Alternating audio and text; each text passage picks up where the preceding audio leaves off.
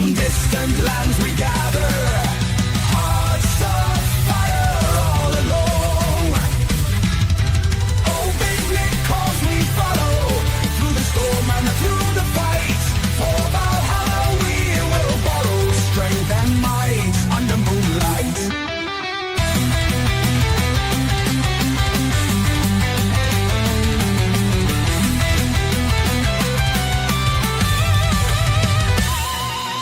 Warriors of the ancient sea, songs of glory dark and bold. In the night, our spirits free, legends born, tales unfold. Oh, big Nick calls we follow, through the storm and through the fight. For Valhalla we will borrow strength and might under moonlight.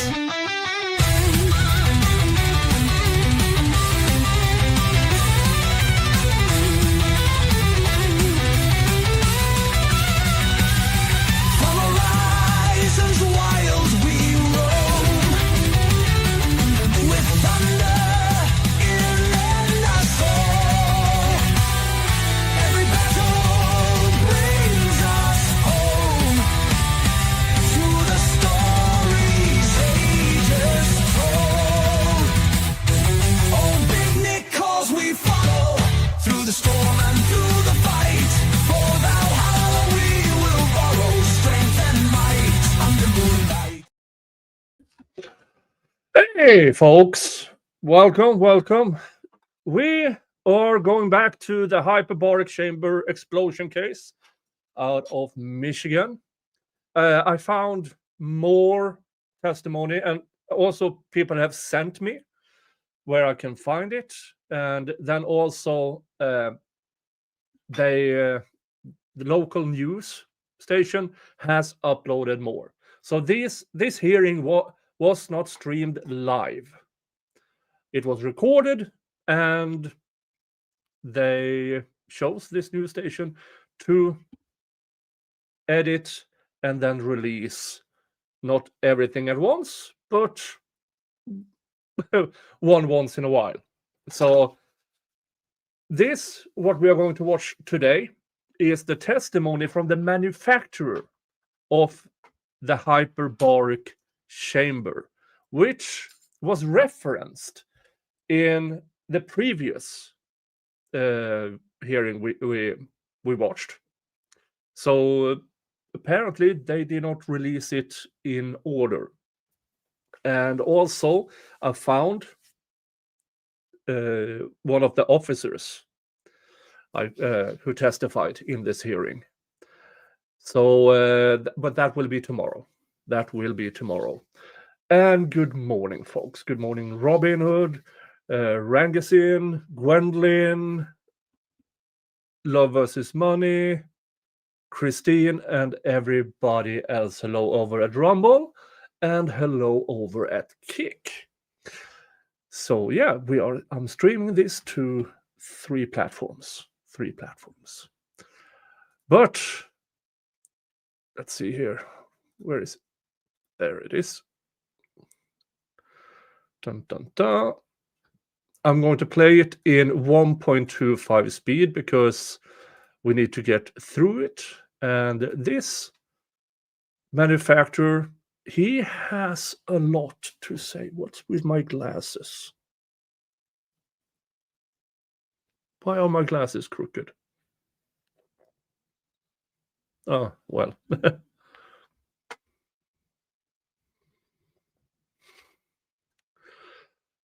Oh, you thought you had contacts with Click on Detroit, but all of them have left the station. Yeah. And my attempts to contact, they haven't replied. So we have to rely on what they release, as of now, at least. But, folks, we are here for this. This is the manufacturer. I have Mr. Cook here, correct? I understand you're an attorney representing the witness that's about to be called to testify by the state of Michigan. Is that correct? That is correct, Your Honor. Thank you. All right. We did have some discussions before we brought you in to the virtual courtroom. The expectation is you're here observing only objections that would be permitted on the record would be something related to attorney-client privilege, as you're not a party to the case, your client's not a party to the case, and is only here as a witness today. Do you understand? I do, yes. All right, very well, you can call your witness. Okay. Sir, could you please state your name? Sorry, Majid, could you please state your name? Oh, I need to swear. Oh, yes. I apologize. Let me swear. No problem. Please raise your right hand and be sworn in. Do you swear or affirm to tell the truth, the whole truth, and nothing but the truth? Yes, I do. All right, thank you, sir. Okay. Thank you. Now, could you please state your name? Absolutely. My name is Majid Mishai. Mr. Mishai, how are you currently employed? I am the Vice President of Quality Assurance and Regulatory Affairs at Seacrest Industries. And could you explain to the court briefly what it is you do for Seacrest Industries? Yes, my role is to make sure all the testing on the products that we manufacture meet the standards. I communicate to all the regulatory agencies if there is issues, if there are changes, and host regulatory agencies during audits. Sir, earlier this year, did you have an opportunity to communicate with a detective Trigger from the Troy Police Department? Yes, I did. Hi, Connor. And after that communication, did you get let me say that for a second. After that communication, did you assist her in retaining some records from Seacrest? Yes, I did. Okay. And did I also send you a copy, and have you had an opportunity to examine People's Proposed Exhibit 5, which is a Seacrest Industries manual, revision number 12, dated 06/2022? I am sorry, but I do not recall that. Okay. Was there a manual that the Attorney General's office sent to you or your attorney that was a user manual for a monoplace chamber? Usually, there is a user's manual that we provide, a hard copy with every hyperbaric chamber that we provide or we sell to the customer. You might need to refresh my memory exactly when I did that. I'm sorry, I cannot recall that. That's okay. And I'm sorry, could you pronounce your last name for me one more time? I don't want to mispronounce it. Sure, absolutely. Mishai, or you can call me Mash for sure. Okay, Mash, thank you. That makes everyone's life easier, I think. Mash, did you, through your attorney, Mr. Cook, did you send me a copy of a user manual from a Seacrest Hyperbaric Chamber user manual? Yes, we have provided a copy for review. Okay, and that would be revision number 4, is that correct? Yes, revision number 4 was released at the time that the subject device is under question. Yes. And do you remember what year would that be? Do you recall? Yes, I do have it. It was February of 2012, revision number 4. Thank you. And is this a user manual that is given out with all Seacrest chambers? It depends on the year and the manufacturer of the device. Based on, go ahead, I'm sorry. I'm sorry to cut you off. At the time that the chamber was sold, that was the correct revision. And would that have been provided with this particular chamber when it was delivered? Yes, yes. We have records indicating that a user manual was provided and was reviewed with the installer and the customer at the time of install. Your Honor, then at this time, I would move for the admission of People's Proposed 14, which is the manual we've just been discussing. Uh-oh. Sure. Okay. The manual, which they went through with the customer, which they allegedly then tossed.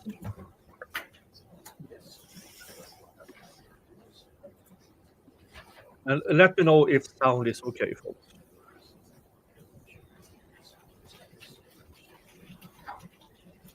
It's a bit wonky because, well, they are having the camera on a TV screen. Thank you. All right, thank you. Any objection? No, Your No objection. Ms. Michael? No objection. Thank you. You said this is People's 14. 14 will be admitted into evidence at this time.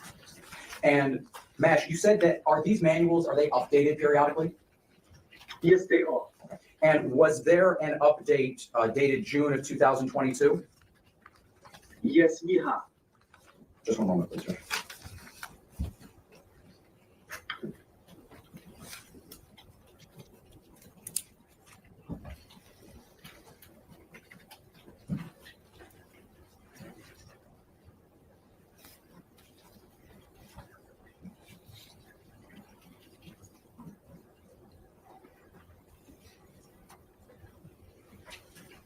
Thank you. Mesh, what kind of updates are provided as the manuals are revised? Yes, very minor updates because we are regulated under FDA, which stands for Food and Drug Administration. So the changes are very minor, maybe clarification. As we get feedback from our customers, they like to see something easier to read for our customer. Those are really minor changes.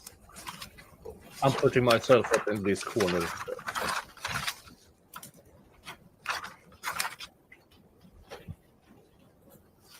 And Mesh, just so I'm clear, sometime after November 19th of 2025, did you review the 2022 revision manual? Yes. Go ahead, I'm sorry. Yes, I did. Okay, all right. So the document that my office sent your attorney, you were able to review that document? Yes, I did. Okay, and that's consistent with the user manual update that Seacrest issues, is that right? Is that what you're saying?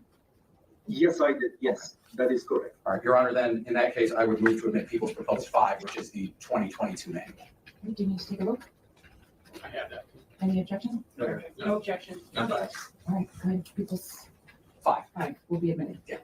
I have nothing else, Judge, thank you. Questions for this witness?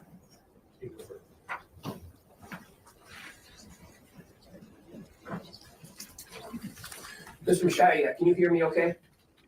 Yes, I can. All right. How long have you served as the Vice President of Quality Assurance for Seacrest?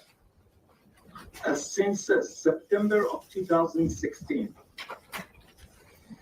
Did you receive a memo earlier this year from Detroit Police Department requesting written materials from your company? Yes, I did. And did you respond to that? Yes, I did.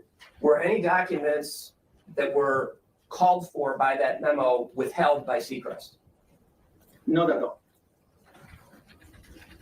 Does Seacrest also provide maintenance for its chambers that it sells?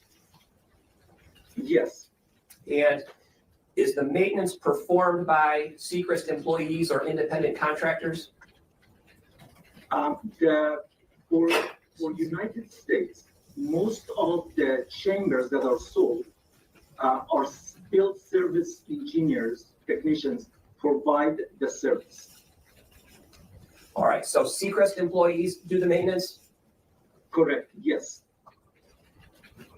Yeah, but as we learned from the previous stream, is that since the chamber they sold to this company had more than 20,000 cycles in 2021, they stopped providing service, as in, well, it's too old and too used.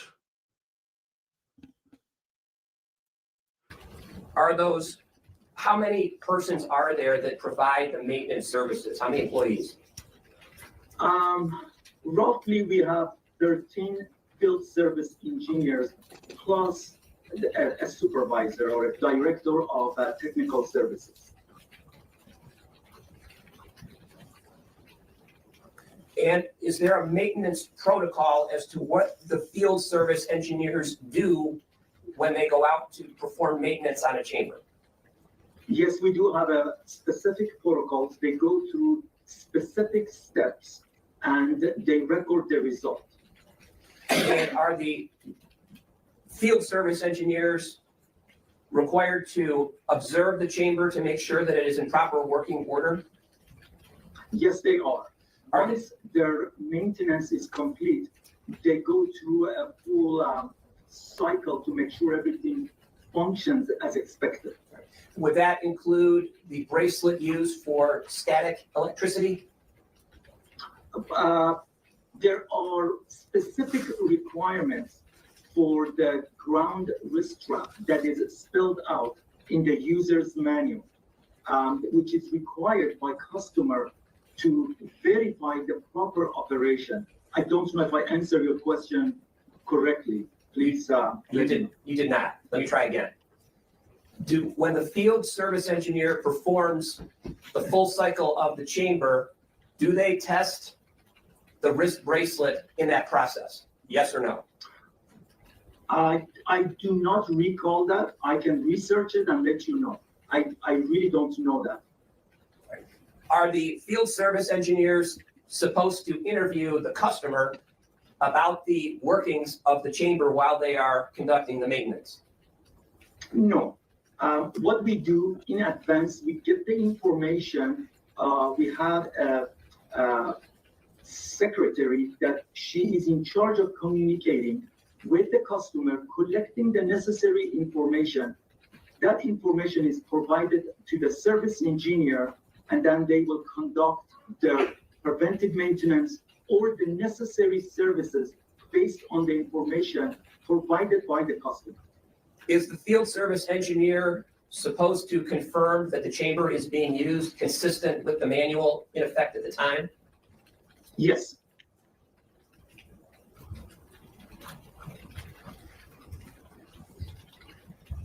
If the field service engineer observes something with respect to the chamber that is not in compliance with the manual, is the field service engineer supposed to notify you or someone at Seacrest about that observation?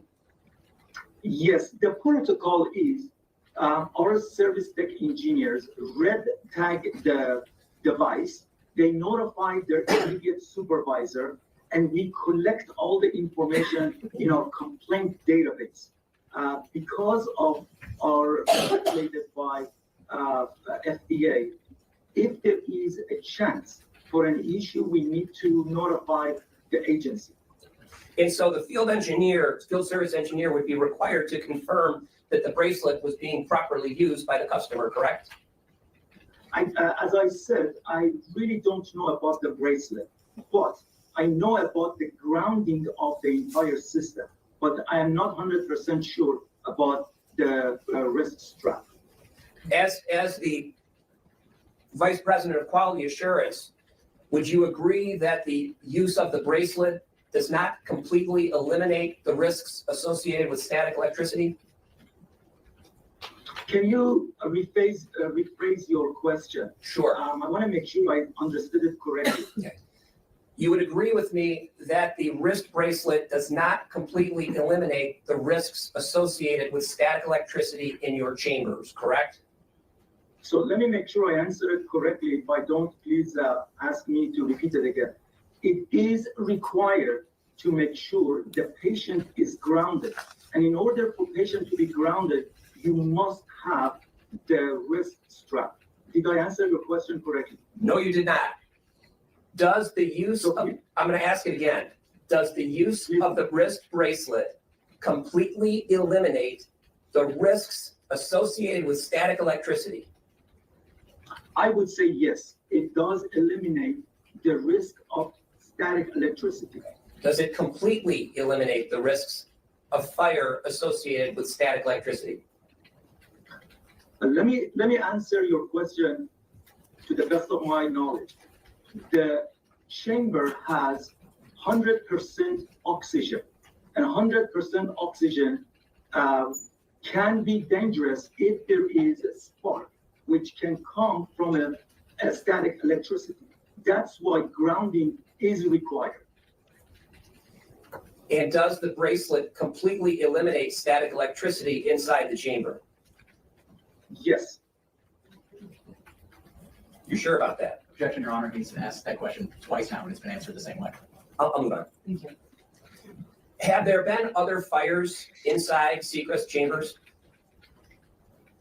To the best of my knowledge, we've been around and we're producing this device for many, many years. Yes, there has been another issue in Japan. I want to say 15 plus years ago, I'm not 100% sure. They took a hand warmer inside the chamber, which caused a fire. That was the first incident many, many years ago in Japan. Any other? Since then, none with our chamber. Has Seacrest done any testing with respect to the wrist bracelet's ability to reduce static electricity? Well, please do remember, these devices are manufactured based on standards, and the standards are required to wear a ground grounding rest strap. Great. Have you performed any tests?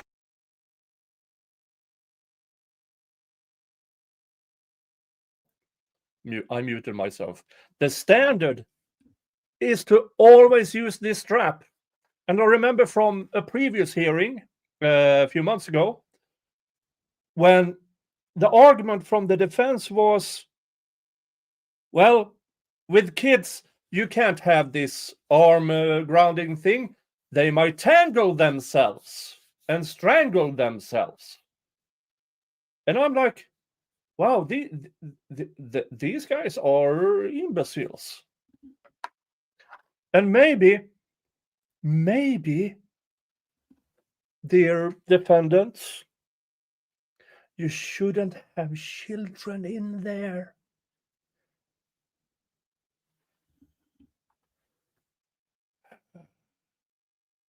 This case is pissing me off.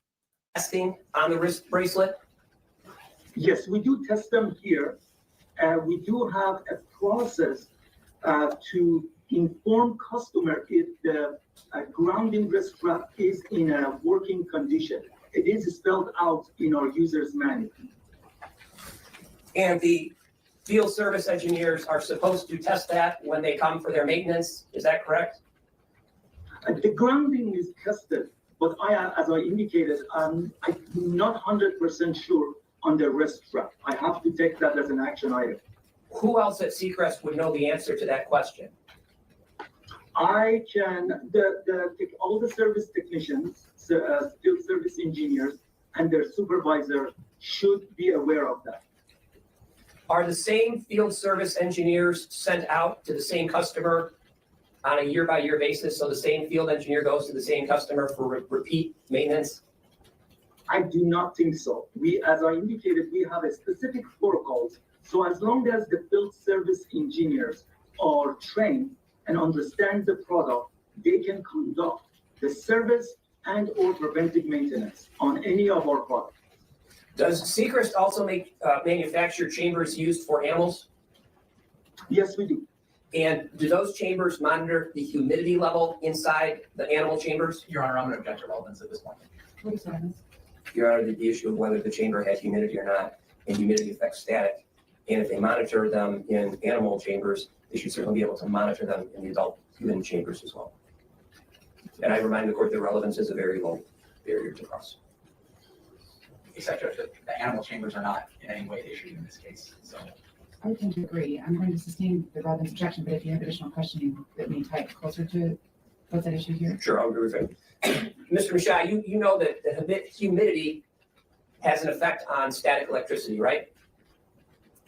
It could, yes. And do the adult chambers have any monitoring of the humidity level inside them? So let me explain this. We manufacture our hyperbaric chambers based on specific standards which we meet day in, day out. There are no regulation for hyperbaric chambers in animal. So I don't know if I answered your questions. We follow the specific standards which is PDHO, ASME, FDA requirements to manufacture human-use chamber. I don't know if I can move to strike that as non-responsive or not, Your Honor, but Mr. Mashai, did the adult chambers manufactured by Seacrest, is there any technology that monitors the humidity level inside? No. Is there any mechanism that allows the customer to change the humidity level inside the chamber? To the best of my knowledge, no. Is the animal chamber different with respect to the technology of monitoring humidity levels? Objection, relevance, Your Honor. I think it's relevant here because they don't, as an offer of proof, I believe that they do monitor humidity in the animal chambers and they make a conscious decision not to do so in the adult chambers. And humidity affects static electricity and the ability for static to actually discharge. And so obviously a conscious choice has been made by the company. I think, I don't have the answer yet. I'm going to have to ask another 20 questions to get it if the court allows me. But the fact that they've made a conscious decision not to do that in the adult while doing it for the animal I think is probative of the risk-taking that Seacrest makes here in terms of the static electricity, which is alleged to be the cause of the fire. Except that the risk taking by Seacrest is not an issue in this case. The risk taking by the defendant is. So however, the risk taking, well, let me repeat it. What Seacrest is manufacturing has been laid out, Judge. Their risk is not a question. Absolutely, it is, Judge, especially if they're culpable. He has a right, he has a Fifth Amendment right, so. I don't know that you can weigh in on an objection that's been made to the testimony that is attempting to be elicited from Mr. Gleason. Obviously, you can ask additional questions, but I'm still not certain about the relevance here. I don't know, and I think it's quite a leap that you're making an assumption that they've made a conscious choice. His testimony has been very clear that they manufacture their chambers in accordance with the industry standards. Is there an industry standard that says they must have a device contained within the chamber that measures and allows them to adjust the humidity? If so, that would be an. And also an animal chamber. You know, animals tend to have fur, which increases the risk. So they might add a humidity to counter that. That's my speculation. But yeah, this is the defense asking questions. Hi, Sneeds. Sneeds over at Kick. Hello. Appropriate question. Your Honor, my offer of proof was made without being able to ask the witness the questions. And so I think under Rule of Evidence 104 and 105, I should at least be allowed to ask the question. You could strike them as not relevant.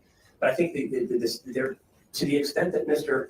Mashai testifies that, yes, we monitor the humidity level in these chambers because humidity affects the static danger, and we don't do it in adults, right? That shows implicitly on Seacrest's part the knowledge that they are monitoring humidity for a particular reason in one spot, but not for another.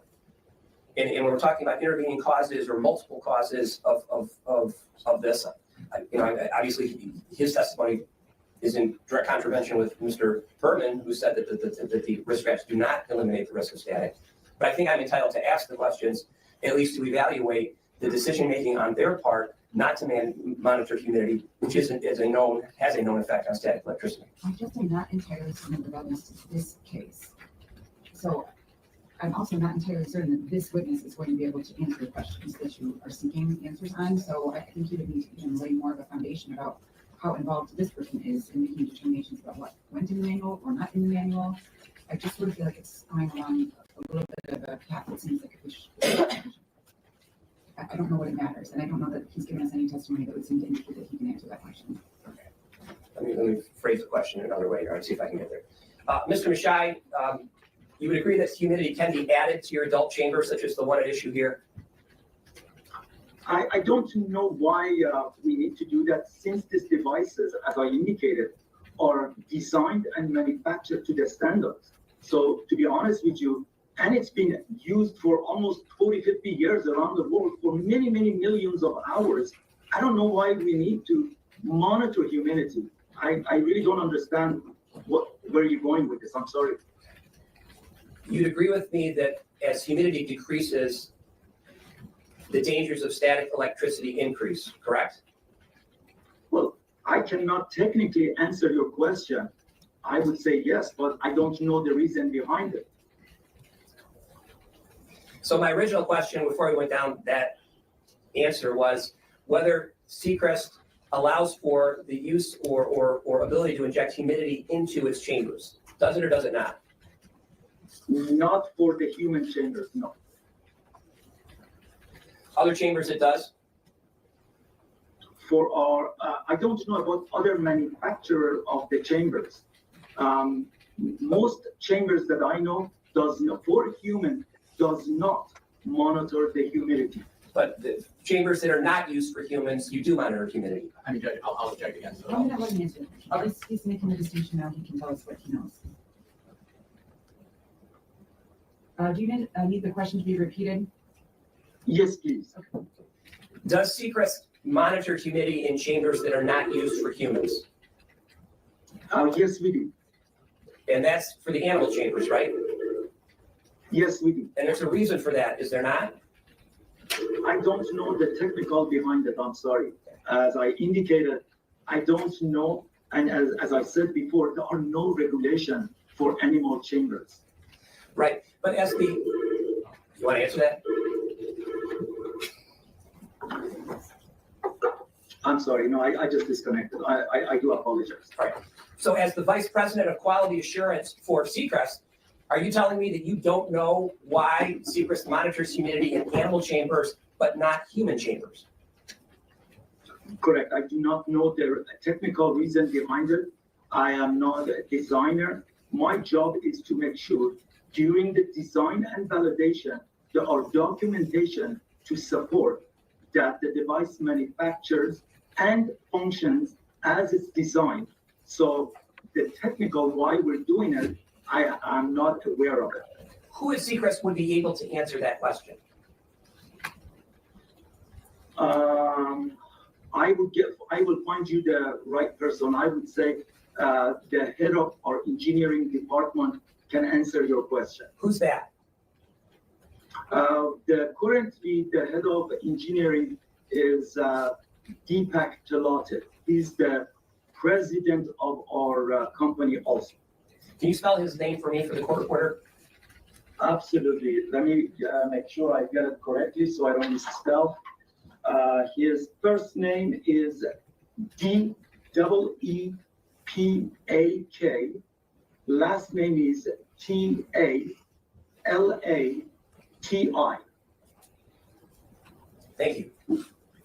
My pleasure. Did Seacrest investigate the fire in Japan in the chamber, to your knowledge? Judge, I'm sorry, I'm gonna have to object to relevance about a fire that took place, it sounds like 15 years ago. Well, this whole case is about the fire in the Seacrest chamber. Two people opine on it as to the cause. And if there are other causes that these two experts didn't consider, and I haven't seen the report, I don't know what's in it. I don't know if there is a report, but I'm just asking a question whether there was a report or not. And whether, obviously, the experts never saw it. I'm still not sure of the relevance, Judge. I'm not entirely sure what the relevance would be on that point either. So I'm going to sustain the objection. Perhaps another attorney can make it more eloquently than I. Mr. Mishai, Seacrest is required to report certain events to the FDA. Is that true? Correct. And that's FDA regulations because you're a regulated entity. You have to report when you receive complaints. Is that true? Correct. Yes. And who's in charge of that reporting? The department reports to me. So I do review all the incidents that are reported to any regulatory agencies, including FDA. And is there someone else who does the actual reporting to FDA other than you? Yes, I have 3 people in our regulatory department that they collect the information before it's submitted to FDA. Does Seacrest retain the ability to tell a customer to stop using its chamber? Yes. And so for any of the customers who purchased the chamber from Seacrest, Seacrest has the ability to come in and tell the customer stop using it. Is that fair? That is fair. We do recommend, but they don't have to. I know that in some cases, they do not accept our notification. Seacrest never told the Oxford Center to cease using any of its chambers, correct? That is incorrect. When did Seacrest tell Oxford to stop using it? Give me a second. I want to make sure I am. On November 12, 2024, Seacrest informed Dr. Tammy Peterson that the chamber serial number 33H00377 had more than number of cycles or hours, and we will not be able to service it again. And what was the basis of Seacrest's count of the number of cycles? There are specific requirements for how many hours or how many cycles the unit can be used. We consider it lifetime of the device before the device requires a major overhaul. Okay. How does Seacrest keep track of the number of cycles? There is a cycle counter, and we provide a logbook to every customer that they record when they start, when they finish a cycle, with the date and hours. So they have a log, which is customer will take care of all the number of use per chamber or number of hours used for each chamber. Does the field service engineer make note of the cycle count when they come for maintenance? Yes, they do. And is that the number that Seacrest uses when it sends out the type of emails you said just previously a few minutes ago? Yes, we do. And that is based on the visual observation of the field service engineer, is that correct? Correct. There is no electronic data recording inside the chamber that would count the number of cycles in a computerized way. No, there is not. And so if a field service engineer wrote down the wrong number of cycles, that's even if it's wrong, that's the number you as Seacrest are going to rely on when you send out those emails, right? I don't understand why you think they will write it incorrectly. The cycle counter is very obvious. It's right in front of the chamber, and we do it day in, day out. I do not have a reason why they write it incorrectly. But that is the one that we use to communicate with our customers. all right, so just bear with me here. If you did receive incorrect data from your field service engineer, that would be the data still, right or wrong, that you would rely on when you send an email out to a customer. Is that true? Yes.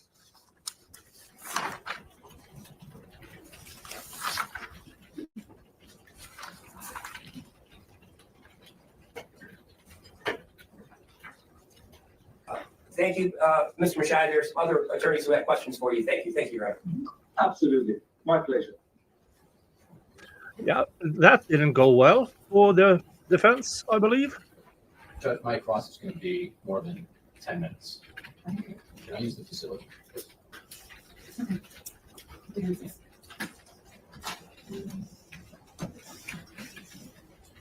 to take a brief recess. I'm actually going to place you both back in the waiting room, and then I'll bring you back here. Obviously, you continue just a few moments. I represent Mr. Markin. Do you know him? No, I don't. You don't know him, okay. Have you had the opportunity to ever go out to the Oxford Center yourself? No, I have not. What's a quality control guy? What do they do? We manufacture, as I said, medical device industry, medical devices. And my job is to make sure the testing, the documentation are done correctly. As I said, we notify with agencies if there are any issues, any changes, communicate to FDA and all regulatory agencies around the world. So are you trained in anything specific? Do you have any extra Yes, I am. college? My background, I have a bachelor's degree in electronics. Okay. And have you had any training in hyperbaric chambers? Based on my experience here for past 9+ years, I have a good knowledge about hyperbaric chamber, how it's manufactured, how it's performed, how it's tested. I see. So with that training you have, you can tell this honorable court here, the judge here, that this accident, this awful accident, had nothing to do with a malfunction in the equipment. I would say you are correct. Oh, that's good. So I want to get into just briefly, I understand that. I think that was. I'm not so sure about that answer because, according to other testimony, after 20,000 cycles, they refused to service it anymore. So, which means they could only guarantee that up until the 20,000 cycle and the last service. Everything after that, they can't guarantee because they don't know what happened to the machine. Your company, Seacrest, came out to Oxford Center to work on machines on occasion. Is that fair? Yes. You're certain of that, right? Yes, Okay. And when they came out to work on these machines, they'd come, they'd stay at a hotel, and they'd start working on the machines, sometimes during working hours. Fair? that is correct, yes. And as a matter of fact, you can tell the judge while you're under oath that your service tech people were there at the time patients were being seen. Is that fair? Sometimes that is correct, yes. Oh, absolutely. And when they're there, they're being treated in this hyperbaric chamber, right? Not on the same hyperbaric chamber. Not on the same. That, yes, it could be the next chamber right next to where they have patients. As long as we're permitted by the facility user, yes, we can be there.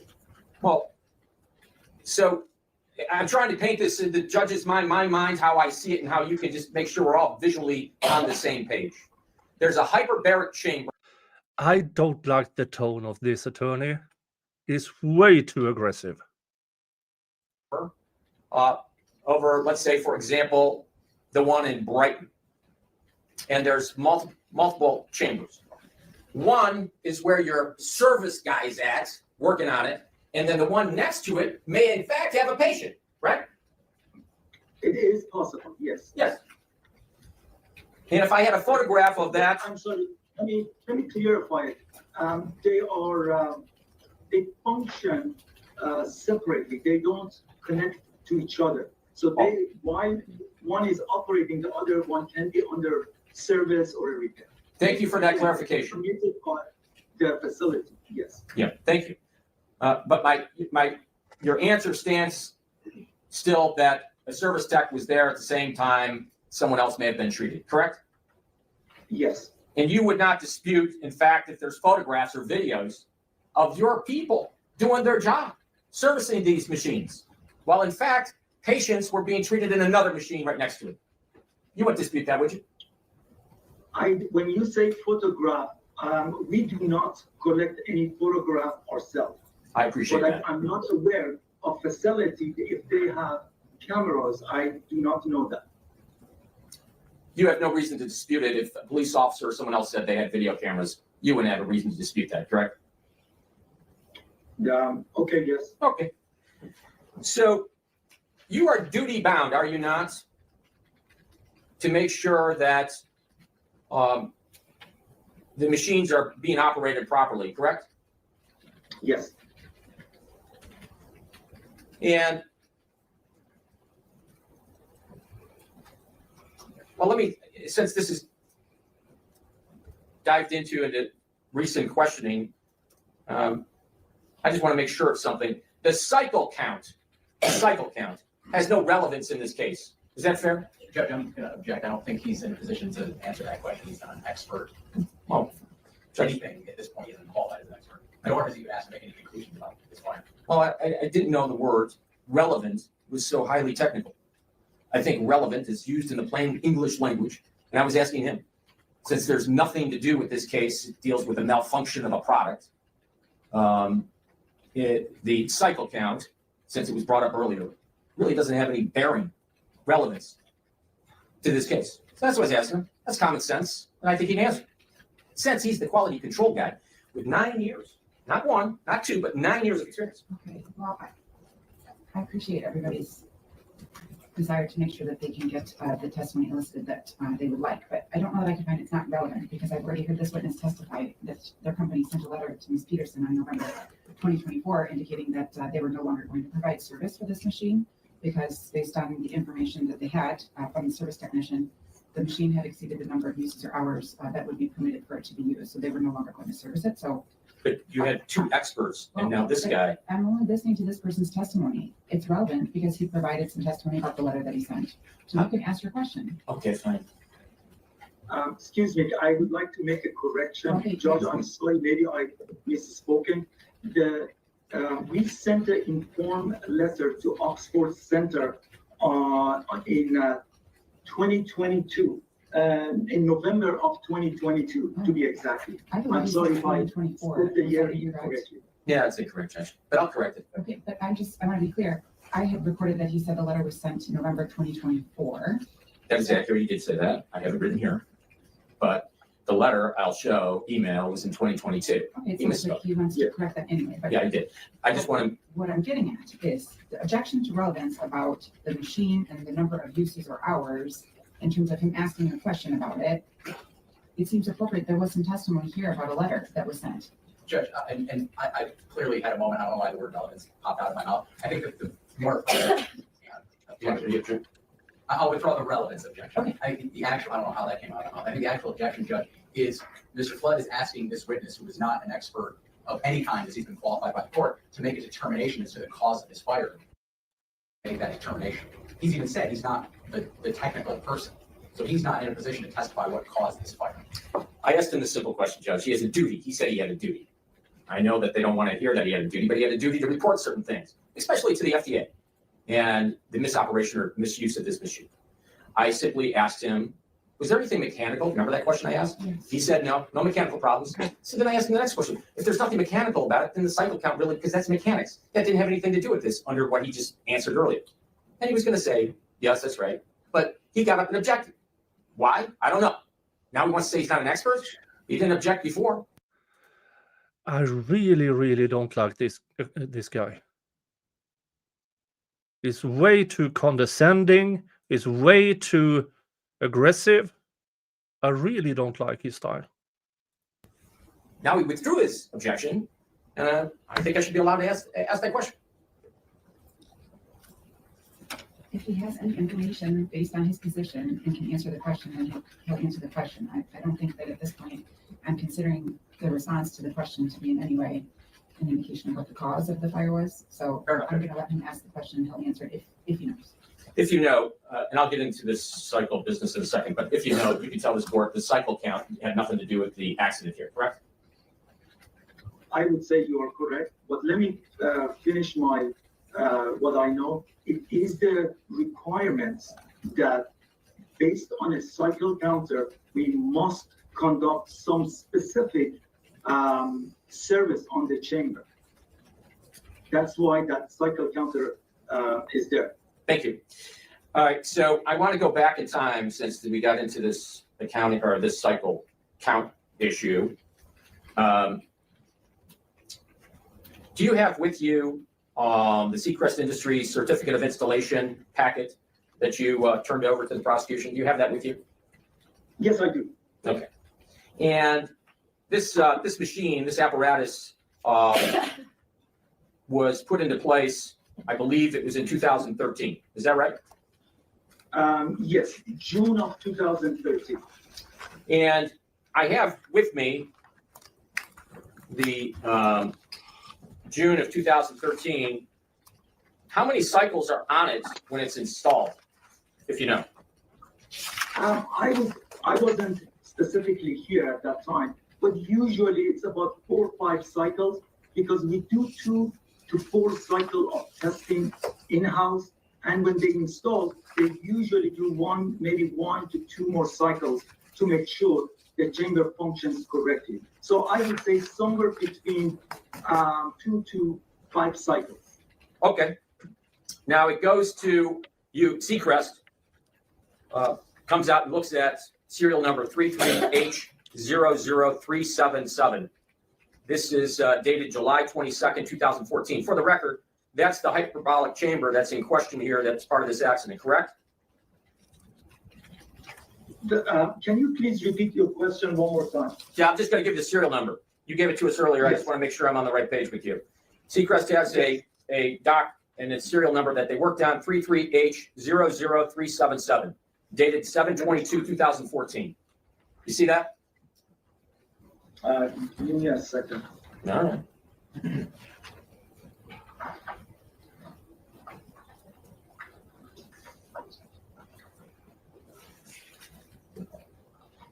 Are we asking him to review the same document that you're looking at? I think at this point it would be refreshing recollection if he was in the courtroom. I'm not really sure what's happening now. I can't give it to him. Right, but can I just confirm when he's looking for something? Oh, yeah. That that's what he's doing. Right. Just for the record. Sorry, I apologize. That's right.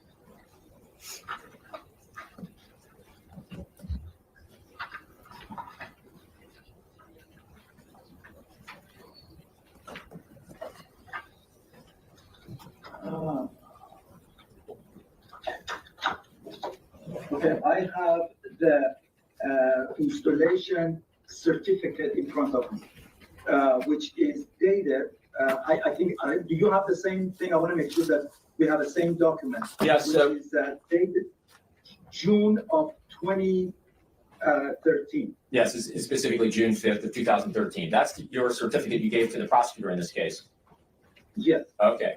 And now I went to that was in 2013. You have a Seacrest comes out for maintenance, July 22nd, 2014. It has a cycle count on it. The cycle count for this machine was 2,235. Do you see that?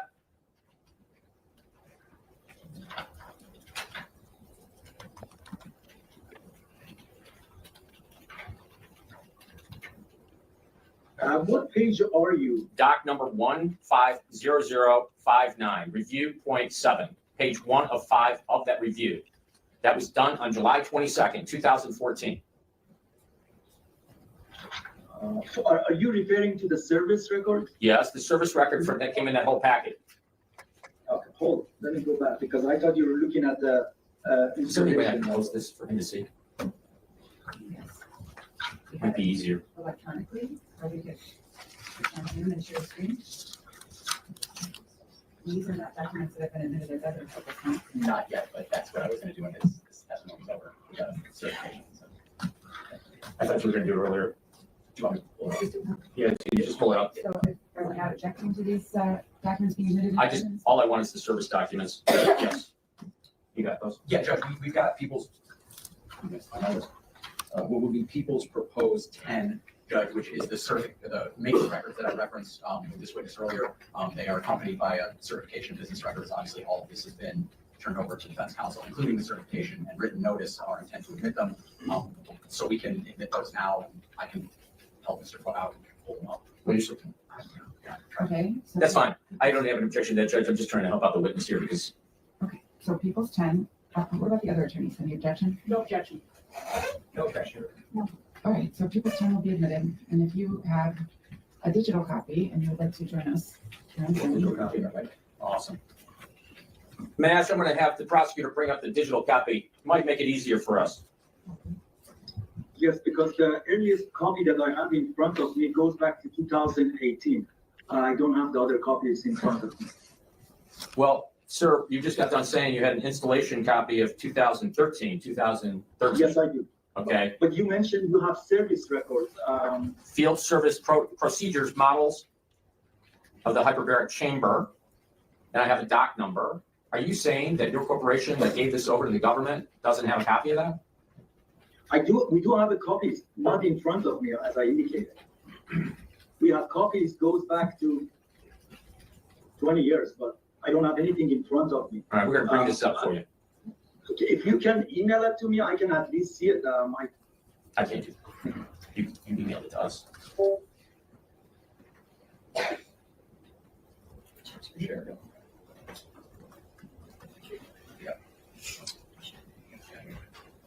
It's going to come up here. I just need the first page. Chris, if you could for me. That should be it. First page, I'm going to, Judge, can you see that? Yeah. Sir, do you see that page? Would you be able to enlarge it? Yeah, of course we a can. little? First one. There you go. Just got it. You see that? Yes, I can see that. All right, Yes. very good. And you see on there a count of 2,235 cycles, yes? 2235. Yes, I can see that. Okay, how does a cycle, tell the judge, educate us quickly if you can, since you're in charge of quality control, how is a cycle done? Does a person have to be in there, or can a cycle happen by flipping a switch? No. Every time the chamber is pressurized, the cycle goes on. Okay, So every use, so it doesn't have to have patients in there. As long as it's pressurized, that cycle counts. thank you. I'm going to now go to September 10th, 2016, and I want you to look at the cycle count. This is the next time this machine is worked on. Do you see that, Chris? Yeah, on this one page. It's page 15. You see that? Recorded cycles of 6,304? Yes. Okay. Do you know at that time, this is the Troy facility, not Brighton, not South Line, this is Troy. Do you know how many machines were in Troy at that time? Our records showed they had 3 chambers. They had 3 chambers. Do you know how many patients they saw on an average basis per day? No, I do not know that. Okay. I'm going to go to July 11th, 2018. I want to show you the cycle count. You see that, Joseph? Yep, I'm good. Sorry.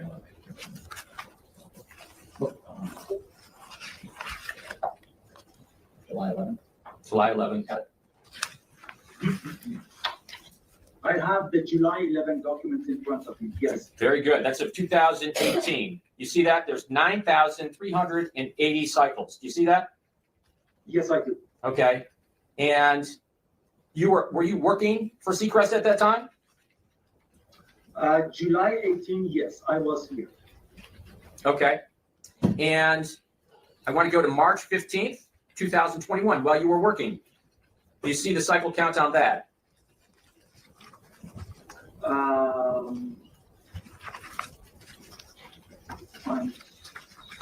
Where are you on March 15 of what year? It would be 2021.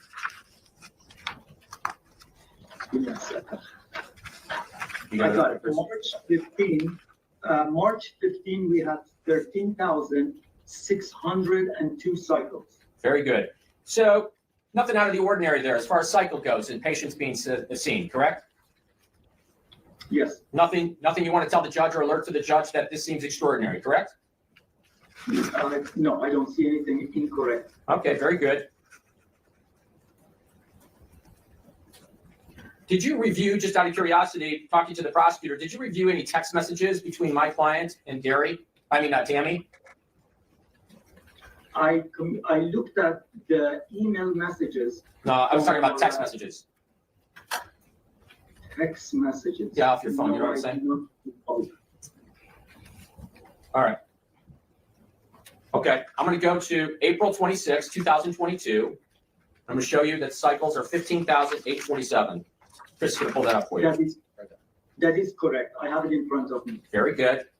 Now, so that would show if we're all paying attention here, there's about 2,000 or so per year in cycles being used. Would that average? That's a ballpark. Would that be fair? I do not know that, but based on this, yes. Okay. Now, in 2022, you told the court there was this excess amount, but look at April to August. We're only what is that? 4 months? 4 months approximately. It goes up to 19,619 on the cycle count. Do you see that?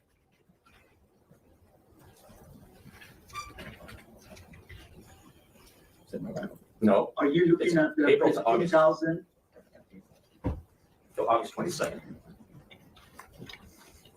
You're looking at from March of 2021 to April of 2022. Is that what you're looking at? April 26th of 2022. We just looked at that. There was 15,847. Yes. All right. Then we go and we just we talked about 2,000 per year. Then all of a sudden, August 22nd of 2022, a cycle count of 19,619. You see that? Yes. So within 4 months, you jump up approximately over 3,000 cycles. 3,000 cycles. Is that extraordinary? I don't know how many patients on a day they have seen with this chamber. Please do remember, average cycle on these are 60 minutes. So I don't know how many patients they have seen during that time. Wow, 60 minutes? Did you say that? Yes, I did say that. Yeah, the math isn't mathing. But what happened at the facility in those 4 months? 4 months, just so I got this straight, from April of 22 Yeah, the math to isn't August mathing. of 22, I go up an amount more than 3,000 cycles. Correct? Yes, Okay. And when an average year at the Troy facility was only 2,000 for a whole year prior to this, correct?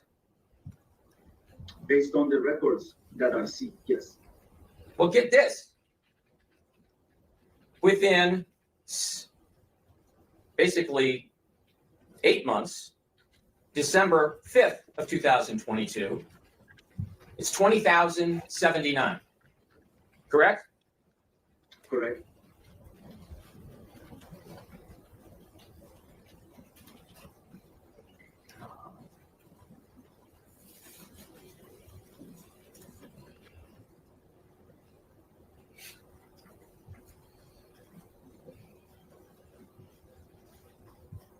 I just Googled how many hours are there in 4 months, and apparently it's 2,920 hours in 4 months. So yeah, the math isn't mathing. But then the problem is, what did they do during those 4 months? Did they shorten? Did they try to bypass? What happened at the facility to make the count rush 3,000 cycles? We've gone up in a matter of, 8 months, some 5,000 cycles. You see that? Yes, I do. Are you good at math? I am very good at math. How many patients would one have to see if you were open 5 days, 6 hours a day? How many patients would someone have to see to go up 5,000 cycles with 3 chambers, as you talked about, at the Troy facility? I do not know how many patients they see every day. So- I cannot tell you that. I didn't ask you that. You said you were good at math. How many patients? but you How many asked me patients that would already have to be before. seen? I have no idea. Would you say it would be impossible? Nothing is impossible. You know Okay. better than I do.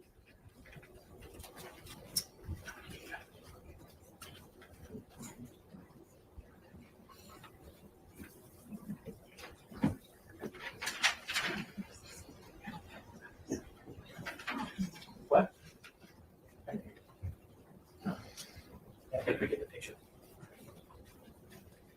Would you have any reason to doubt me that you'd have to see just on this one chamber 31 patients in a day? I'm sorry, no, I don't know that. Would you have any reason to doubt the math? Please do remember, you do not have to have patience to add to the cycles. Every time you pressurize it, it will count as a cycle. Okay. How many times would you have to pressurize it to get to this number, this dramatic number of 5,000 within 12 months? But please do remember, it's not a full pressurization. The cycle counter counts when the chamber is pressurized to 5 psi. So again, I don't know how many times they turn it on and off, how many times they have seen patient or use that chamber for patient. I have no idea. Okay. So you're in charge of quality control, correct? Yes. So it sounds like someone, if this was going on, you'd want to report that there's an excess of use on this machine, right? Well, not really. Again, once we do the preventive maintenance based on when the customer asked us to see, and when we were there, they record the cycles, we notify them we no longer can work on this unit. We don't know how often they use it, when they use it. Is this the only chamber they use? We have no controls based on the cycle counter that we collect and we record the information. Well, let me just let me make sure I understand. You're being sued right now, right? Your company's being sued for this horrific death of this child, correct?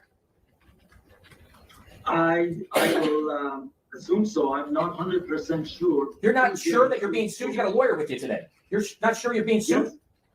Yes, I understand we have an attorney present, but I am not in charge or aware of all legal actions against our company. You are correct. I'm not aware of it. And you're not saying, are you, that, well, strike that. I'm not sure what relevance the civil suit has to this criminal proceeding. Other than, will the company have an incentive to bolster themselves against the defendants? Sure. But yeah,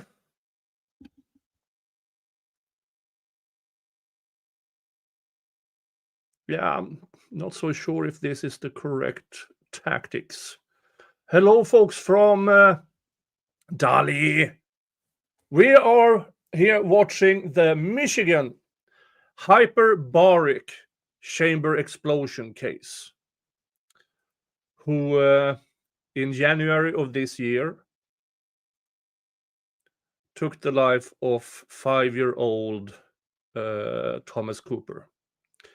Thomas Cooper was in this hyperbaric chamber for treatment for his ADD and sleep apnea.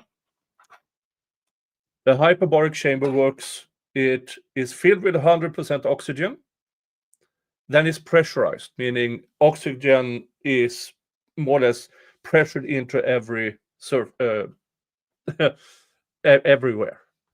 And then it blew up, allegedly by static electricity from within the chamber, which caused Thomas Cooper to burn everywhere at once.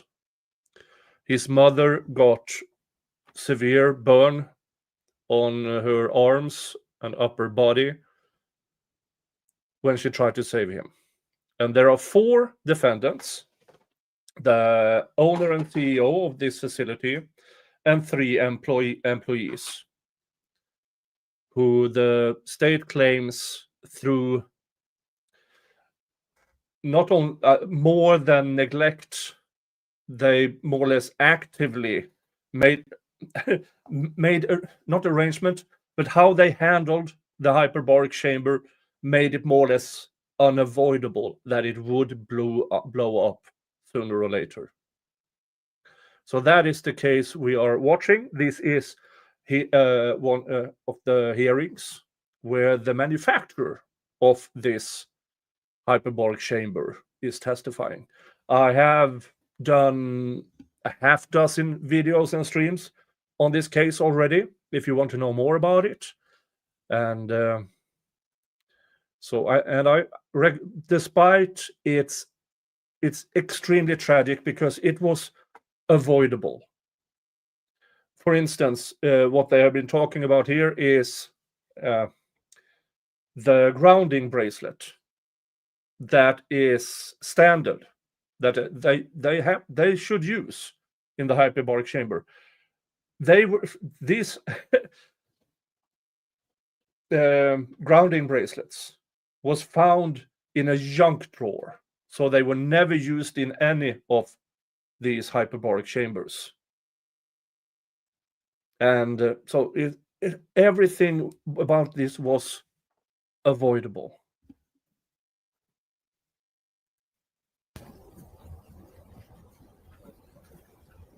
Did you have conversation with the police department in this case? Yes, I did. Was early on this. Oh, and before I forget, EDW Raptor Raid, thank you so much. And then he gifted 5 memberships to Blue Whiteroo, Classic Overthinker, This Normal Idaho Mom, Mrs. Tiff, and Jasmina D got the gifted memberships. Thank you so much. That is so nice of you. Thank you so much. And you who were gifted, you now have access to all my members only videos and your own emojis here on YouTube. So And there are literally hundreds of hours of members-only videos, mainly about me, the farm, and stuff that goes outside of my normal content here on this channel. So thank you so much. Now let's continue. Year. Early on this year. And did you give a written statement?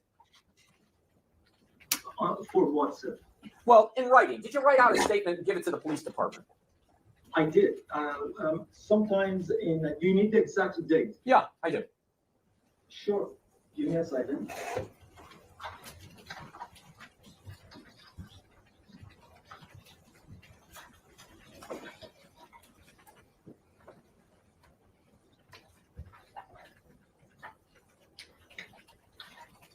You should be able to know about this written statement without looking for it. I did notify Officer Trigger that we have an attorney that from this point on, all the records that I need to provide, it should go to our attorney. Okay. So if you had someone at the shop at either the Brighton facility or the Troy facility working, as we just went through all these dates, working on this machine, at the same time other machines were being used with patients, you would witness how the machine was being used, correct? You being in charge of quality control, you would know how the machines were being used, right? I don't think we're saying the same thing. I don't see how the machine is being used. I review the records when there is an issue or when there is a problem. I do not go review every record for every service or every machine that we have. We have a protocol to collect the information. The information is stored in our database for when it's necessary to be reviewed. Sir, maybe I'm misspeaking here. Let me just try to articulate this so we both understand it. You have people that work for you, right? Absolutely. Okay, these people are your agents, right? They work for you. They go to the scene. They see how the machine's working, not working. They work on it, correct? If you're referring to our field service engineer, yeah, they don't report to me, but yes, they work for the company. They work for the company, and you're in charge of them being in charge of quality control. The buck stops with you. No, sir. Huh? The service engineers work for the company. They have a specific protocol to collect the information, to save the information. I do not personally see every record that is generated. You don't look at all the records generated, do you? No. No. It's impossible, sir. It's impossible to do that. You have people working for you that do that? Nobody does that.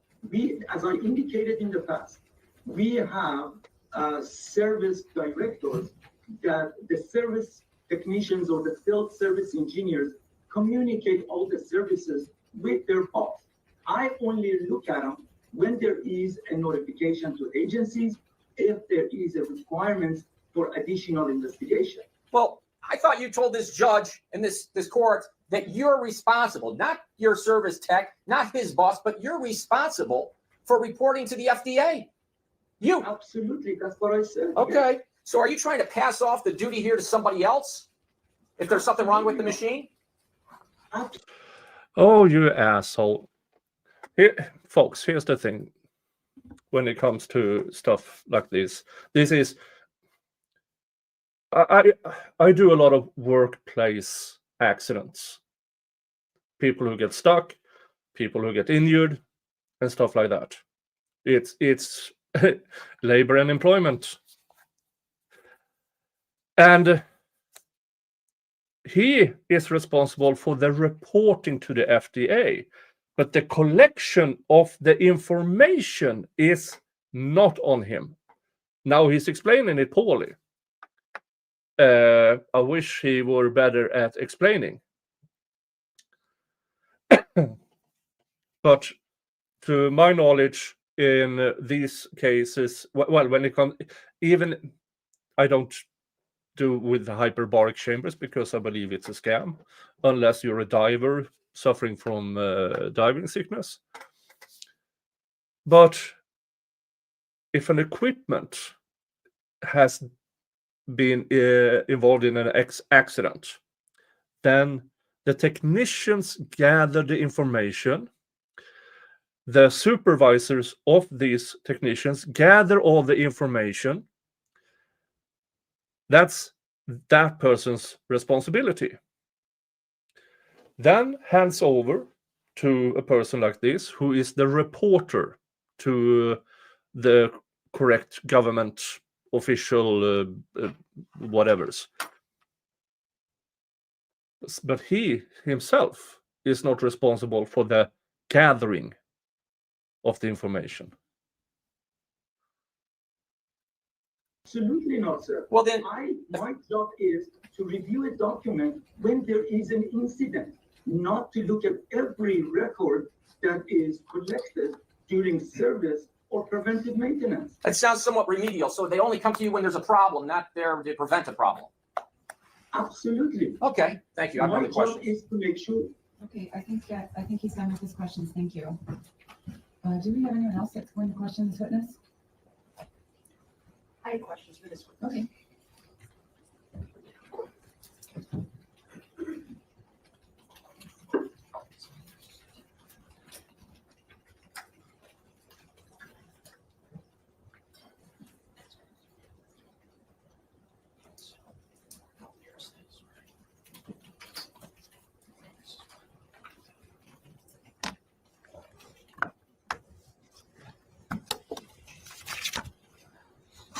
Good afternoon. Good afternoon. I am going to keep my voice up like I am, and if you could match my volume, it would make it a lot easier for me to hear. And as my kids tell me, I never hear anything. So that would be helpful, okay? Absolutely. That Let much- me know if I need to speak louder. But that was much better. Thank you so much. My name is Ellen Michaels, and I represent Alita Moffett. Have you ever met Alita Moffett? No, I have not. And you, as you stated earlier, you've never been to the Oxford Clinic in Troy, Michigan, correct? Yes, that is correct. I'm going to start with some statements you made earlier. One thing that you said that caught my attention is you said that the manual for the Seacrest hyperbaric chamber that you sell, your company sells, is reviewed with the customer. You said that, correct? Yes. Could you tell me who is the customer? How is that defined? Usually is during the install of the chamber, our field service engineer goes to the accessory box with the customer. Now, I do not know who the customers are. Could be the technicians, the nurses, the person that purchased the device at the facility. We go over the accessory box with the customer. That is a routine practice. So what I'm hearing is you, in your position as the Vice President of Quality Assurance, don't know who on site the manual is gone through with? Correct. I do not know that specifically who is the person that got or reviewed the accessory boxes with our. There should always be, with installment of equipment, regardless if it's heavy machinery, if it is whatever it is, when that is completely installed, the seller and the customer goes through it together, or a representative of the seller and the customer goes through it. They both have to sign off on it. At least that is how it's done over here.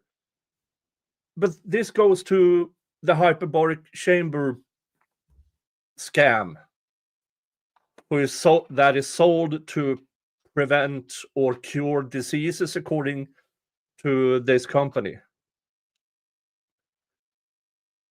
So I can only say how it should be done. Apparently, these don't. So there should be clearly the representative from the company, the representative from the customer. They go through it, they do all the checkboxes. Now it's installed. Now we hand the machine over to you, and then they both sign off on it. Apparently not here. Jesus Christ, what a clusterfuck. Technician. Now, the person who makes the purchase is typically someone within management of the company. Is that accurate? It's an expensive purchase, correct? It is an expensive purchase, yes. So the person who, No. so typically the person who oversees the installation and goes through the procedures would be the owner or maybe one of the directors of the company. Is that accurate? Could be accurate. I really don't know that answer. Okay, so you have no personal knowledge as to whether Alita Moffat, who was the hourly employee who operated the chamber, if anybody went over that with her. You don't know that, correct? I do not know that. The handing over. Now, when service is done, that should also apply.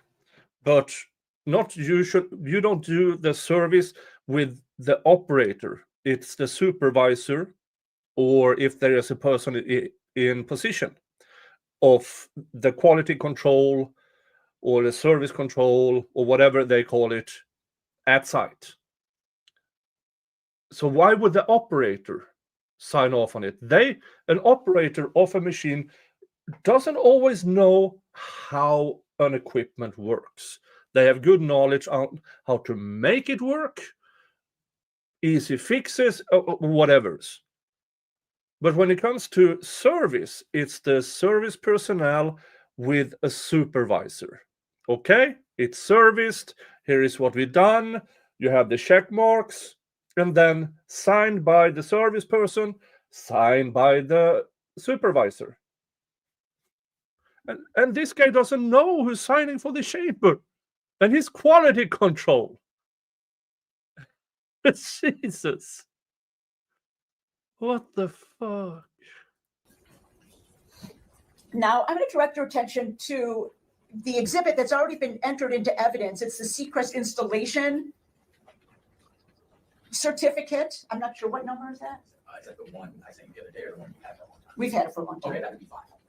Okay, so I'm going to ask you some questions about the Seacrest installation document. Now, that's a 6-page document, correct? There's 6 pages. You are right. Okay. Now, in the last page of that document, it says comments and notes, correct? Yes.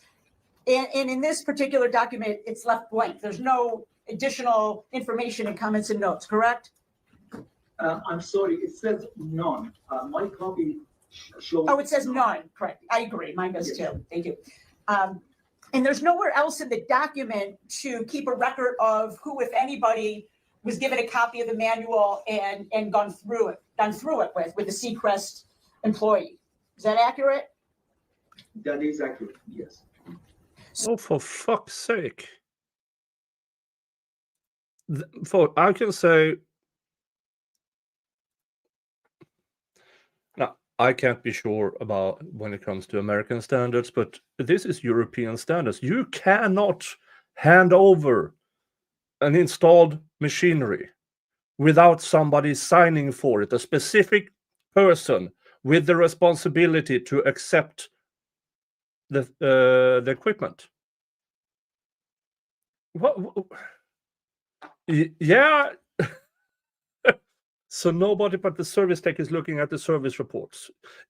For the more I hear here, yeah, these guys should be sued because the entirety of the installation with no names, no sign-offs.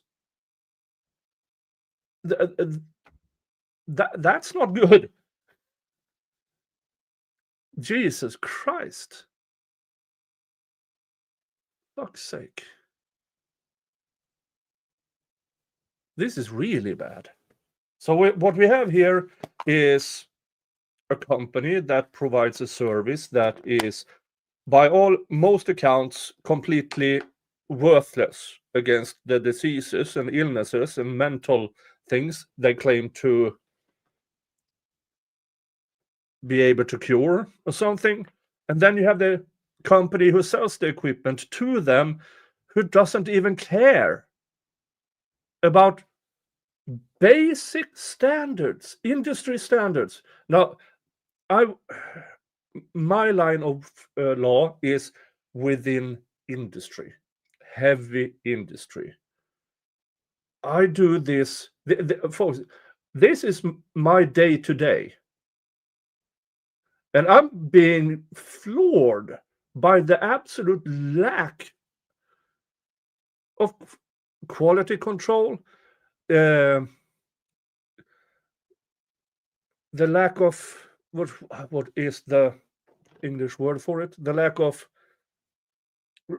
responsibility. It's almost as if they sell it, they install it, they say yada yada hoo, and then they fuck off.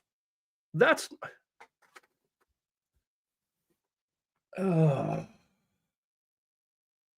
I would have a field day with this person if this happened in one of my companies.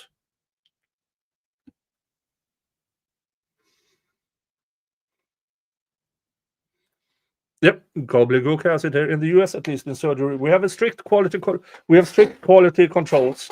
There are special techs hired by every hospital that are responsible for the quality of any machine used within hospital walls. Yeah, same within heavy industry. You have people assigned the different heavy equipment. You have to have it. Now, when it comes to the responsibilities, it always goes up to the top. They can defer it down, the technical aspects, but they still have the responsibility goes all the way to the top. And folks, this isn't a medical facility. This is a scam disguised as a treatment facility. So the certificate of installation has no record of the manual being gone over with the tech specifically, correct? The certificate does not call for that. Oh, for fuck's sake.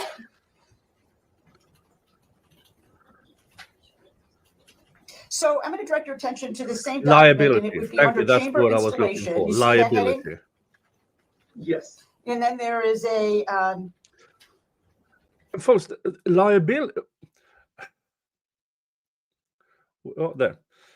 When it comes, liability has to do with insurances. Because within heavy industry, insurance is expensive as fuck. That's why you have to have specifically assigned people to avoid the liability, because if the insurance company, who sometimes comes sends people for a surprise visit to see, hey, we have insured this machine park, let's go over it, and some things like this shows up. So here's the manual. Who was the technician? Oh, no name. Okay, who at the facility signed off? Oh, no name.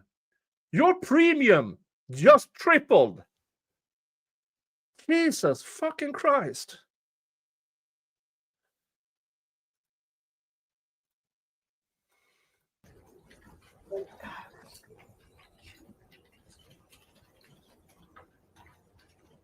uh, 2.3. You see that? Give me a second, please. Yes, I do see it. It states verified the patient grounding strap. Yes. And then the entry, there's an opportunity to have a recorded reading, and it says 0, Yes. correct? Yes. So does that mean that the patient grounding strap was not tested? Well, we provide a digital multimeter, and our technicians also have a multimeter that they record the result. This is what they saw from the digital display of the multimeter. And do you know what it is that they actually do? Do they hold it up to the strap? What's the process here? I don't know what 0.0 reflects. There is a page in the user's manual that specifically shows how to test the patient wrist strap and what are the results should be. So my question is, since this document says 0.0, is it fair to say it wasn't tested? No, if it was not tested, they would either write none. So because they're writing something, that's an indication that they record the result from their multimeter. What does 0.0 indicate? It's zero, So nothing. does that give us an indication of whether it's in working condition? Your question was, did they test it or not? I would say because they record something, that's an indication that they test something. I understand that answer. This is my follow-up question. Yes. Because it's 0.0, does that give us any information about whether it's working? Usually, if there is a continuity, you see a value, but I cannot answer that for you. I'm sorry. Okay, so you don't really know what that means. No, I do not know that. If you don't know the answer to any of my questions, it's okay to say no and you don't know the answer. Okay. Absolutely. But I want to make sure we are both clear for what I can present this document for. Understood. I'm going to direct your attention now to the user manual of the hyperbaric chamber, okay? And what exhibit is that? Sorry, which one was The that? user manual, Which one? The new one or the old one? The one you just got the other day? the revision 4. That is, yes, that was 14. Okay. All right, People's 14. I'm going to direct your attention to that. Do you have a copy of that in front of you? I'm gonna open it. Give me a second, please. Of course.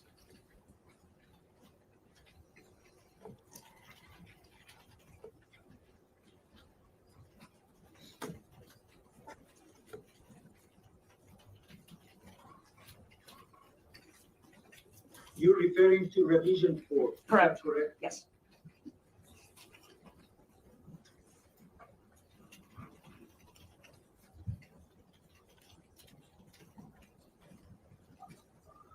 Yes, second, yes.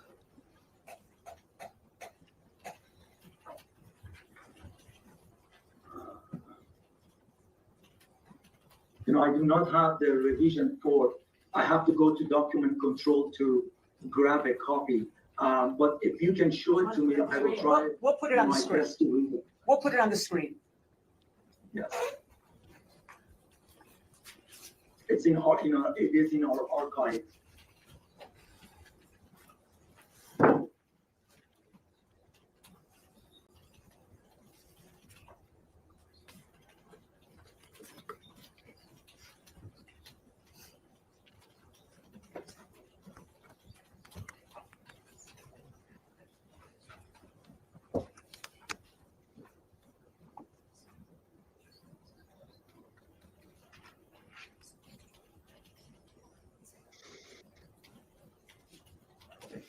Page 1.13. Okay. All right, you could bring it down just a bit. Okay, perfect. Do you mind if I approach the witness so I can see the screen as well, please? Just over, not approach, just to be over here a little bit. Well, you have to be right by the microphone. That's fine. I'll be right by this one. 1.3 on or 1.1? 1.13. Oh, my. Yeah, Hey. Okay, yeah. so This company is can you see going the to be screen in front nailed of to you? the wall in the civil suit. Really blurry. This Is it is possible to enlarge it a insanity. little? I can see it, but it's blurry. I think let me see. My questions aren't that That's specific. better. Okay, perfect. This is good. If you could now lower it just a touch to get to the warnings, please. I want to see the warnings. The other way. Perfect. Okay, stop, please. Thank you. So do you see there's 3 boxes and it says warning, right? Yes, And those are circled in red highlighted ink, correct? correct. Okay. And in those boxes, there's text indicating things that have a high level of, necessary of a high level of awareness for the safety of the chamber. Is that accurate? Correct. Okay. Who makes the decision as to what's entered into a warning box? Usually, when we write the user's manual, That would be the you. US FDA requires specific warning for all. Yeah, FDA requires specific warnings, but the language in it is on the person I would say it's the person who's testifying, the quality master or whatever he calls himself. Now, they might have a safety master, but if they had one, then the safety master should be testifying. This is, yeah, as Gigi says, what's worse is he doesn't know who's supposed to know. And folks, this is testimony under oath that probably will be used in the civil suit. To be cleared by them. So these are negotiated and either accepted or rejected by US FDA and other regulatory agencies. They might consider it as, yes, they agree and it is sufficient. What is USFTA? USFDA stands for Food and Drug Administration. When you say we, when you're talking about Seacrest, who is the we you're talking about? Well, the user's manual, just like any other labels, it is reviewed by a group of us here, which is representative from engineering, manufacturing, quality control, regulatory, marketing. Once is accepted internally, then is considered, it goes to change control for being approved. Are you on that committee? Oh, yes. Okay. I am in that committee Okay. since September of 2016. Okay, so that's 9 years you've been on that committee that just figures out what's going to be in the warning box on your user manual, right? Yes. Okay, now if you could, Mr. Prosecutor, just go down just a touch to go to the next two boxes, great. Okay, so below the warning information in the red boxes, we come to gray boxes with the word caution. You see that? Yes, I do.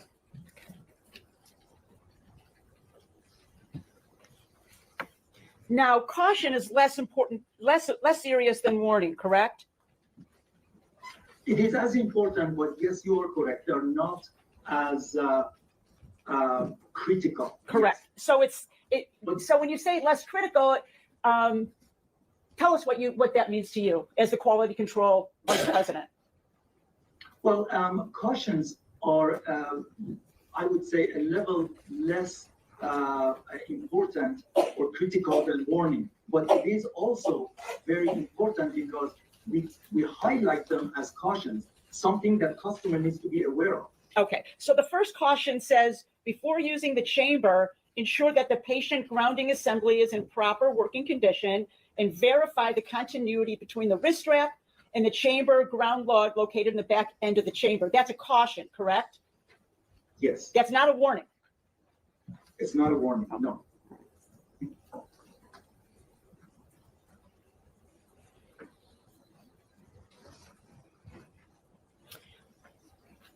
Earlier, Mr. Floyd was asking you questions about your field service engineers on site at the Oxford Clinic, correct?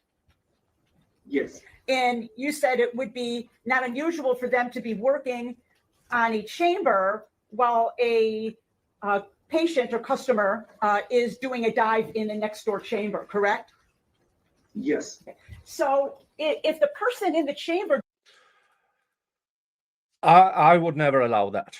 Not in a million years. If there are service going on in equipment or near equipment that is highly sensitive to static electricity, no, never. What happens when you do service on any machinery? You take away safety things. Now you put all the safety protocols, I would hope, in place, like tag in, what do you call it? Tag in, lockout, tag in, whatever it's called, lock in, tag out, to be sure that no electricity is going on. But here you have an extremely sensitive for static electricity, and these guys are moving around doing their service while a few feet away somebody is in a chamber. Fuck no. doing a dive isn't wearing a patient grounding strap while one of your employees is on site, isn't that something they should report to the company? That's a good What I question. have seen, there are drapes usually between the chambers for the privacy of the patient. So I don't. Well, was have it in really this not case? been to a facility to know that, but that's not the job of our technicians. Our technicians' job. Oh hell no. Oh hell no.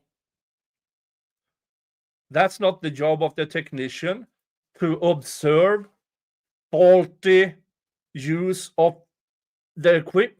Oh, these guys, this company is this is imbecile. Of course, the technician has an obligation to report if he or she observes faulty use of the equipment. Of course they have to. And if he says they don't, they should be held civilly liable. What the fuck is going on with this company? Is to make sure the chamber is in a good working condition. Okay, so I'm gonna thank you for that answer. I'm gonna kind of roll the truck back a bit. So you said earlier you've never been to Troy, Oxford Center, correct? Yes, that is correct. So let's just say that reviewing the video, there's no indication that there were privacy curtains in this particular location. If there are not privacy curtains and a diving customer is not wearing a safety strap, in that fact pattern, shouldn't that have been told to the company as a matter of safety for the use of the device that your company is standing behind? Judge, I'm sorry, I just want to make sure I understand the question. Is Ms. Michaels saying that one patient should be calling Seacrest to report how their chamber is being used? I'm saying that the Seacrest employee who is on site while the chambers are being used and they have visual ability to see that if there's no bracelet, my question to you, sir, isn't that something important to the usage of your chambers that should have been reported? Can you, something that I don't understand, are you referring to a scenario or a case that our technician was conducting a service when there was a patient in the other chamber not wearing a wrist strap? I am following up on questions asked by the previous attorney where you said, yes, it would not be uncommon for a technician to perform service on a chamber while the chamber right next to it is in use. You said that, correct? Absolutely, but let me make sure I understand it correctly. Are you referring to this case or are you referring to other cases? That's why I'm lost. I am referring to this center and how this particular center is operating and the policies and procedures that are at this center that are a follow-through of your company's policies and procedures and what is expected of a user. I am not aware that for this facility, when there was a preventive maintenance or service being conducted on a chamber, that there was another patient in another chamber. I'm not aware of this. Earlier you stated that that would have been a typical practice. So now you're saying that's not typical practice? Did you not tell the truth before? No, you're putting words in my mouth. You're absolutely incorrect. What I said, if is permitted by the facility, we can work on a chamber while there is a patient in a chamber next to the chamber that is worked on. I did not say, what I'm asking is this a case? You're talking about our technicians were there during a service when there was a patient in the Oxford facility? I'm not aware of that. What I'm asking is if there in fact was a patient doing a dive next to where they were working and that person wasn't wearing a bracelet, is that something that would have been important to report to your company? It is important. It is important, but I am not aware of a situation that a service technician was there at Oxford facility and there was a patient on a chamber next to it. I am not aware of it. I understand. I'm going to move to another topic. Earlier, you testified that wearing a patient grounding bracelet 100% stops the development of static. That was your testimony, correct? I said wearing a ground wrist strap, it will reduce the chance of having static electricity inside the chamber. That was not your testimony. You testified that you were 100% certain that there would be no static electricity. Yes, to the best of my knowledge, that is correct. But now are you Oh boy. Now he's tangling himself into the folks. General remark. If you meet a person in any situation that says 100%, there are no such thing as 100% secure. That it doesn't happen. Why? Because there's a human involved. That's it.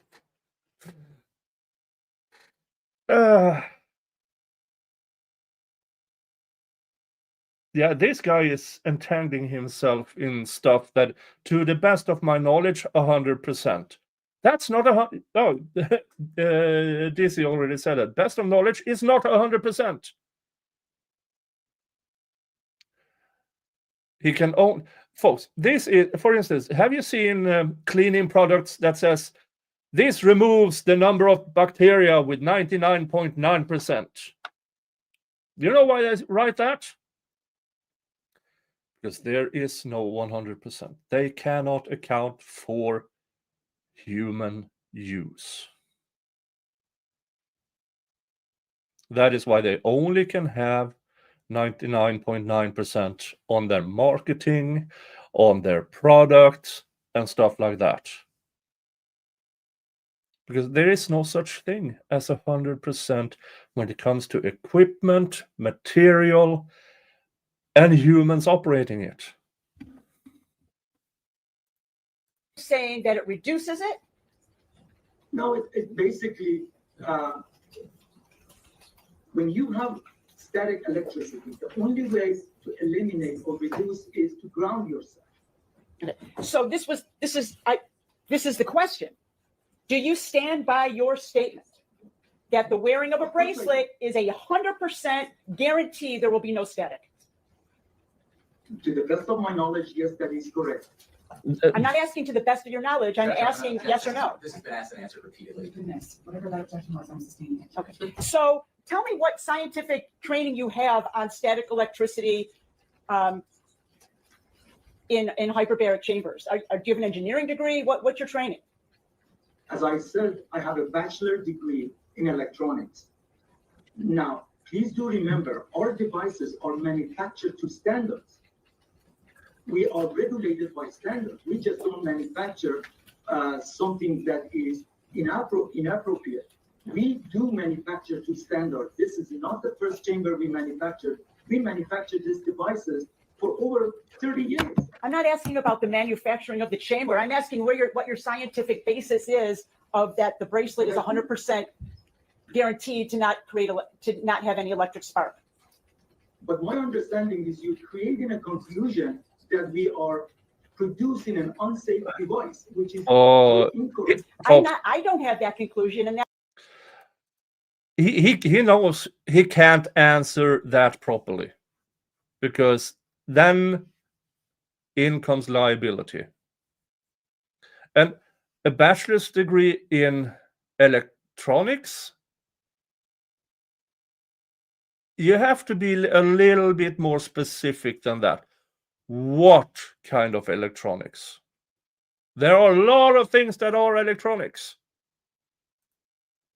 That is absolutely not even what my question is. If you could just listen to the question is, what is your scientific training that gives you the knowledge to be able to say that the grounding bracelet is 100% certainty to deflect any electrical spark?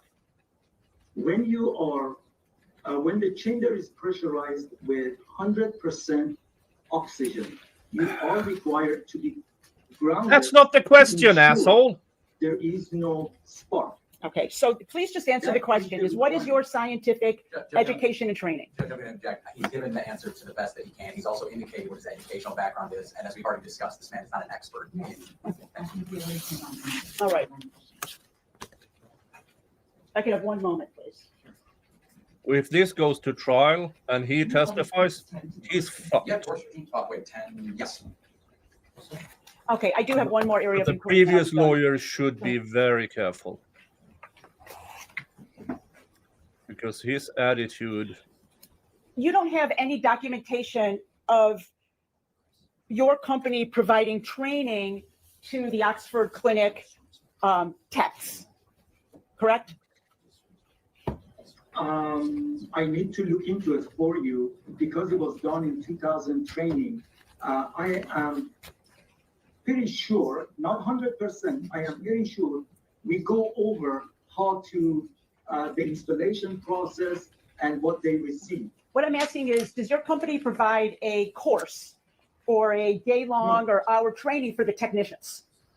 No, You leave that- it's not required. You leave that up to the owners and managers of the clinics, correct? Are you fucking kidding me? So you sell it, you install it, there's no name of the handover, and then no training to the on-site technician on how to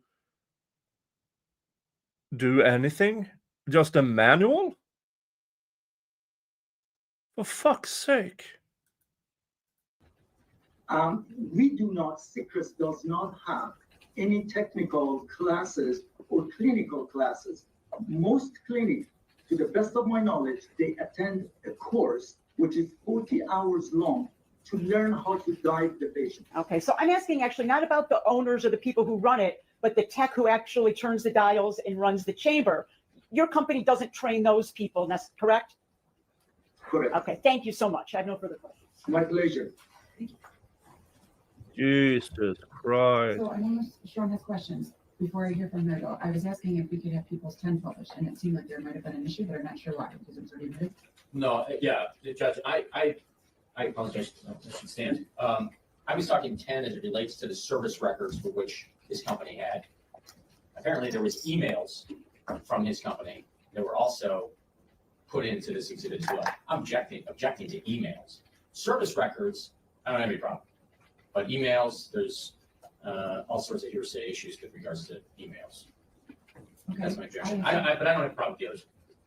I assumed that they were the service records that we were reviewing with the witness, but I don't know what else is in that packet that you have marked. Is there Sure. something else? Yeah, Judge, I mean, I can read the certification of the record, but the description of the records is service and maintenance installation records for unit number 33H00377. Any and all photographs of the unit, communication between Seacrest Industries and agents or representatives, and Tammy Peterson, Tammy at theoxfordcenter.com, the Oxford Center, and any agents or representatives of the Oxford Center. So the business records that were turned over to us that are all attested to in accordance with 803.6. Those are records that they keep as part of the regular course of their business, which includes their communication between the people that they do business with. So these are part of their records that they provided to us. And obviously they were provided to council quite some time ago, as was the certification. So, I mean, of course, there's hearsay in it, but that's why there's the exceptions to the hearsay. Well, I'm looking at 8036 business records. I'm sure court's aware of that. I object based on that basis. So that's my objection. I can't do anything about the sound. Sure. It's just wobbling in this courtroom. Yeah, I think that way to do it would have been to perhaps have one exhibit number for the business records that are the actual records, and another for the emails that already got many emails are my clients. Yeah, I can't do anything about the wobbliness of the sound. That's from the recording I'm streaming from. That would be an issue like party voting. That would not have standing to. Let me see. 147.30. I'm going to do like this and see if anything. But I do not recall that. 147. There.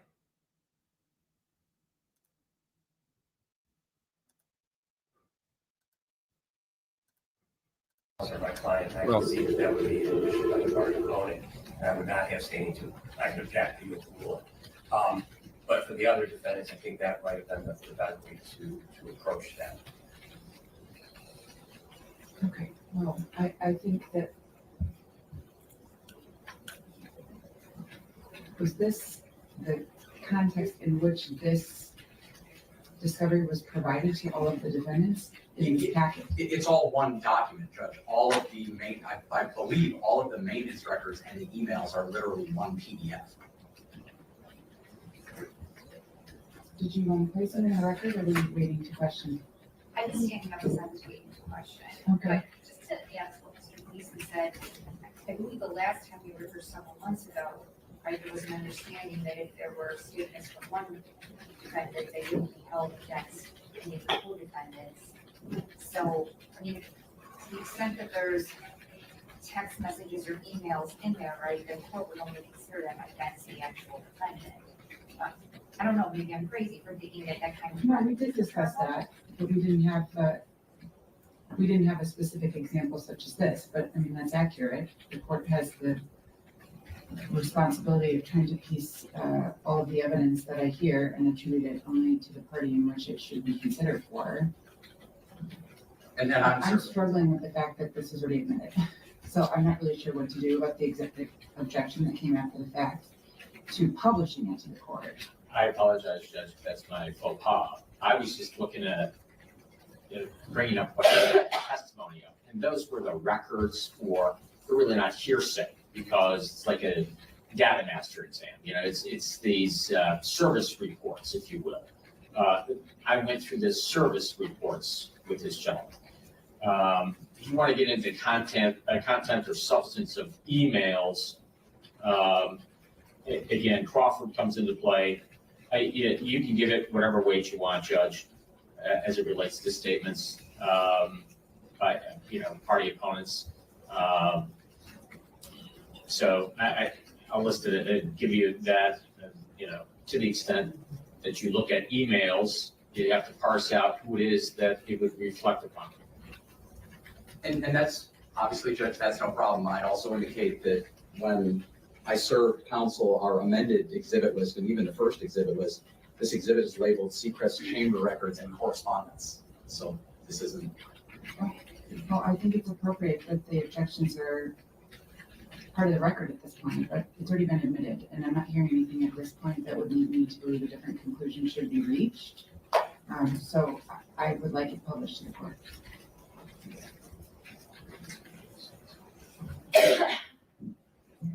Thank you. Go ahead.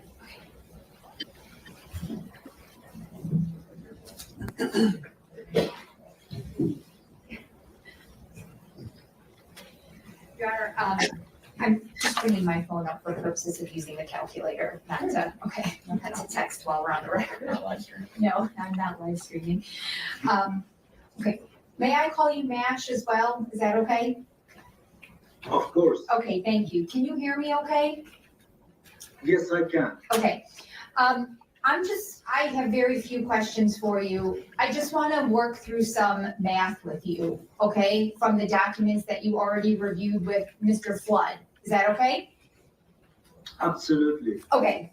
So we've already established that on April 26th of 2022, there's paperwork indicating the cycle count at 15,847. You recall that? Yes, I do have it in front of me. Okay. And then almost exactly 4 months later, 4 months and 1 day, on August 27th of 2022, we have a cycle count reflected of 19,619 cycles, correct? Yes. Okay. I feel like I'm really loud. Am I too loud? Okay.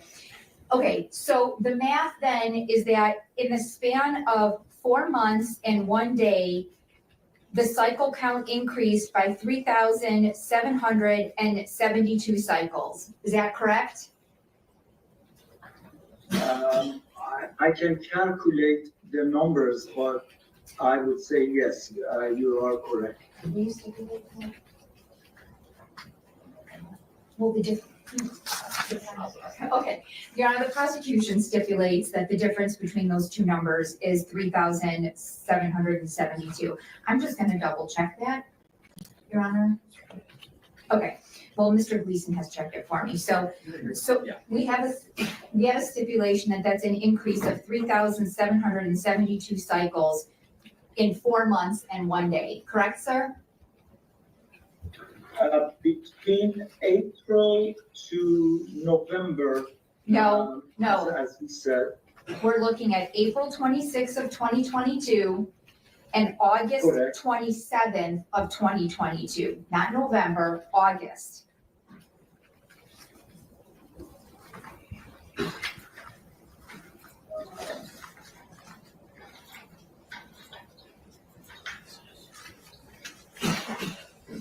I do not have the August paperwork in front of me. If you can display it, I would appreciate it. Mr. Kessel's gonna help us. I'm sorry, I do have it. I Okay, have it on August 22nd, 22 as 19,619. okay, so we're actually just under 4 months. We have an increase of 3,772 cycles, correct? Yes, Okay, so if we are, excuse me, Your Honor, I'm gonna make an assumption. We're just gonna work with some numbers here, okay? If the Oxford Center was open every day of those 4 months, you would have 120 days of service, correct? yes, in 4 months, that's the number, yes. Okay, so if we take 3,772 cycles and divide that by 120, that would tell you how many dives they would have to do per day to reach this number of 3,772, correct? Roughly, yes, that is correct. Okay, would the prosecution stipulate that 3,772 divided by 120 is 31.43? Thank you. So we have a stipulation now that that means that every day of those 120 days, the Oxford Center would have to use that chamber 31.43 times, correct? Yes, And you've already testified that each dive on average is 1 hour, correct? yes, Okay, and we can agree that there are 24 hours in a day, correct? yes. But somehow they are managing to increase allegedly the number of their dives at a rate of 31.43 per day, correct? Yes, Yeah, but the math is mathing from this attorney. Problem here is what happened during those 4 months, because they weren't there. Your client was. So how did this chamber get 3,000 dives in a 4-month period on its counter when they weren't there? In December of 2022, your company goes out to service this chamber, correct? yes, And in that report, it's reported that the cycle count is over 20,000, and so your company won't continue to service it, correct? that is correct. Did it ever occur to you or somebody at your company that maybe your on-site tech wrote down the wrong cycle count? Yeah, and again, this discrepancy and the sheer amount of cycles, why didn't the technician report this? Or did they write down the wrong number? I mean, did they try to put a 6 and instead put a 9 and nobody checked it? Well, I know one who should have checked it. Quality control person.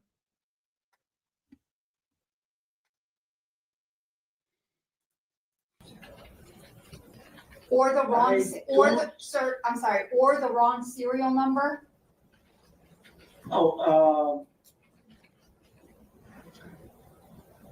Usually when we go there, Sir, it's a They yes or no, it's a yes or no question. Did it ever occur to you when looking at these numbers that perhaps, and the Oxford Center contested your cycle count, correct?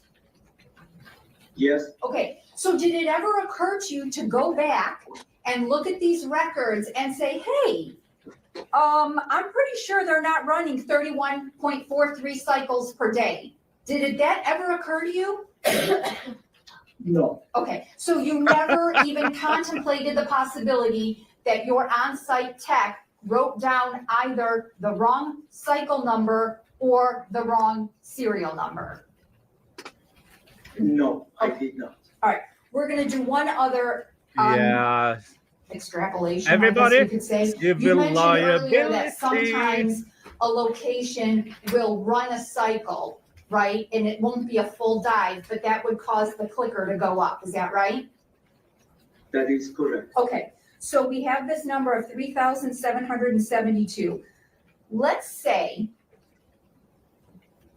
that the Oxford Center, and of course, there's no evidence to support this, but just hypothetically, let's say 1,000 of those cycles are dummy cycles, they're not full dives, okay?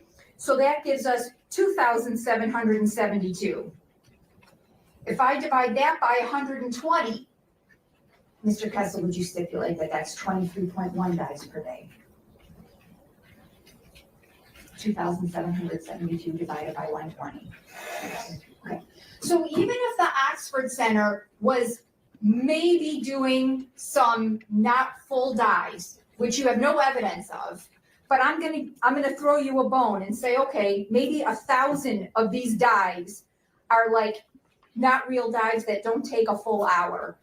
They would still have to be doing 23.1 dives per day to substantiate the numbers that your on-site tech put into the business records, correct? I would say based on the maths that you're doing, you're correct. Okay, and again, you never thought, hey, maybe we've made a mistake here, because these numbers just don't look right. Well, the only records that I have is when we were there in December of 2022, the cycle counter showed 20,079. Hold on a second. What do you mean the only records that you have? Aren't you the person, excuse me, sir, are you not the person who collected these records and provided them to Mr. Kessel and his co-counsel and to Ms. Hadman Clark? Yes, Okay, I do so have all you the ha- records. So you have the records from every time Seacrest went to service this chamber, correct? Yes. Or yes, any other chamber? Yes. And so you are very much aware, or you could have been aware if you took the time to do so, to realize that there was this jump of 3,772 cycles in the span of less than 4 months. You just didn't bother to figure that out. My job was to provide all the records that we have on the chamber. Okay. In To December of the- 2022, when Ms. Peterson informed you that the counter number was not correct, that the information you had was not correct, did you ever go back and look at these maintenance records that we've looked at today and say, this is mathematically impossible and maybe we made a mistake? Did you ever think to do that? No, again, let me It's a yes or rephrase no that. question. Did you ever think to go back and double check the numbers in your maintenance records? There is no one in the company is allowed to touch any of the records. The Wait, records hold on. are there. Judge, I'm sorry, can he answer the question before Ms. Sharon? I'm sorry, my bad. I apologize. Thank you. Yes. Into the question. We do not alter, change, modify any record. That's not my question, sir. My question is, you have this enormous increase in cycles in the span of less than 4 months. That is mathematically impossible, okay? And you have an owner of the business who's contesting your records and saying, what you have is not right. This chamber is not over 20,000 clicks, correct? The records that we have is Excuse me, based on sir. the cycle. Listen, I ask the questions, your job is to answer the questions, okay? So I will go back because now I can't remember what I said, just that I know what you were about to say isn't responsive. So in December of 2022, your company, your tech, informed the Oxford Center that your company would no longer service this chamber because it was over 20,000 clicks, correct? That is correct. Okay. And Ms. Peterson informed your company that that cycle count was incorrect, correct? We were told on the email that the unit was sold. Did What? Ms. You Peterson, have the copy of the, you have the copy of the email. did Ms. Peterson ever inform your company that the counter number was incorrect? Let me give me a moment, let me pull all the emails. But there was no indication of the cycle counters was incorrect. We were told the unit was no longer at their facility and the unit was sold. You have a copy of the emails. That's, first of all, that's not the question. That's not a question. Second, that well, if Miss Peterson said, "Oh, we sold the chamber," and then kept using it, yeah, that would put her into trouble. But this attorney is very certain that Miss Peterson told this company, "You got the counter wrong." So why can't he just answer that? Well, liability. And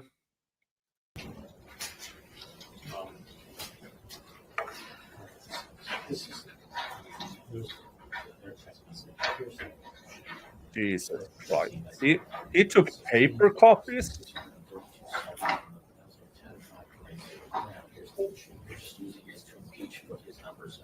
His text messages, big things, here's sequence. His text message on that date, that serial number, the accurate number. So if you want to use them, you can use them. Totally up to you. What do you think about that? Did it ever occur to you to check whether or not your tech accurately recorded the number of cycles? No. Again, I do not review every record that it is produced for the service or a maintenance unless there is a cost. And if you refer to the November 13th, 2024, 1:37 p.m. email from Dr. Tammy Peterson to us indicates that chamber was sold and replaced. Please refer to that. One second, Connor. Yes.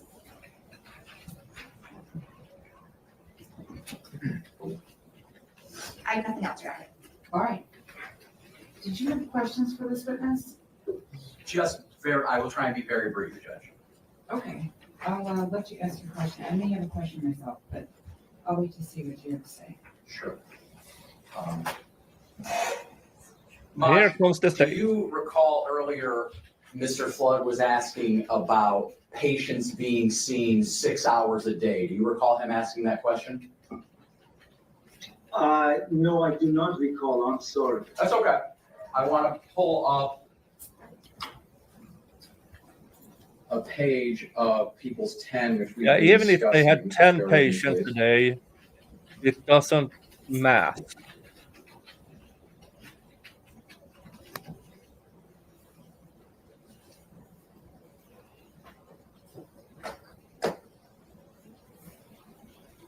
Can you see my screen? Yes, I can. Maj, would you agree with me that mail received from Tammy Peterson on May 21st, 2018, she tells Sandy, NIAKAMAL, that she's asking if tech can come after 8:30 or 9, and I'm quoting now, we have patients from 8 a.m. until 8:30 p.m., no breaks. Is that what Tammy told Miss Peterson? Is that what she told Sandy?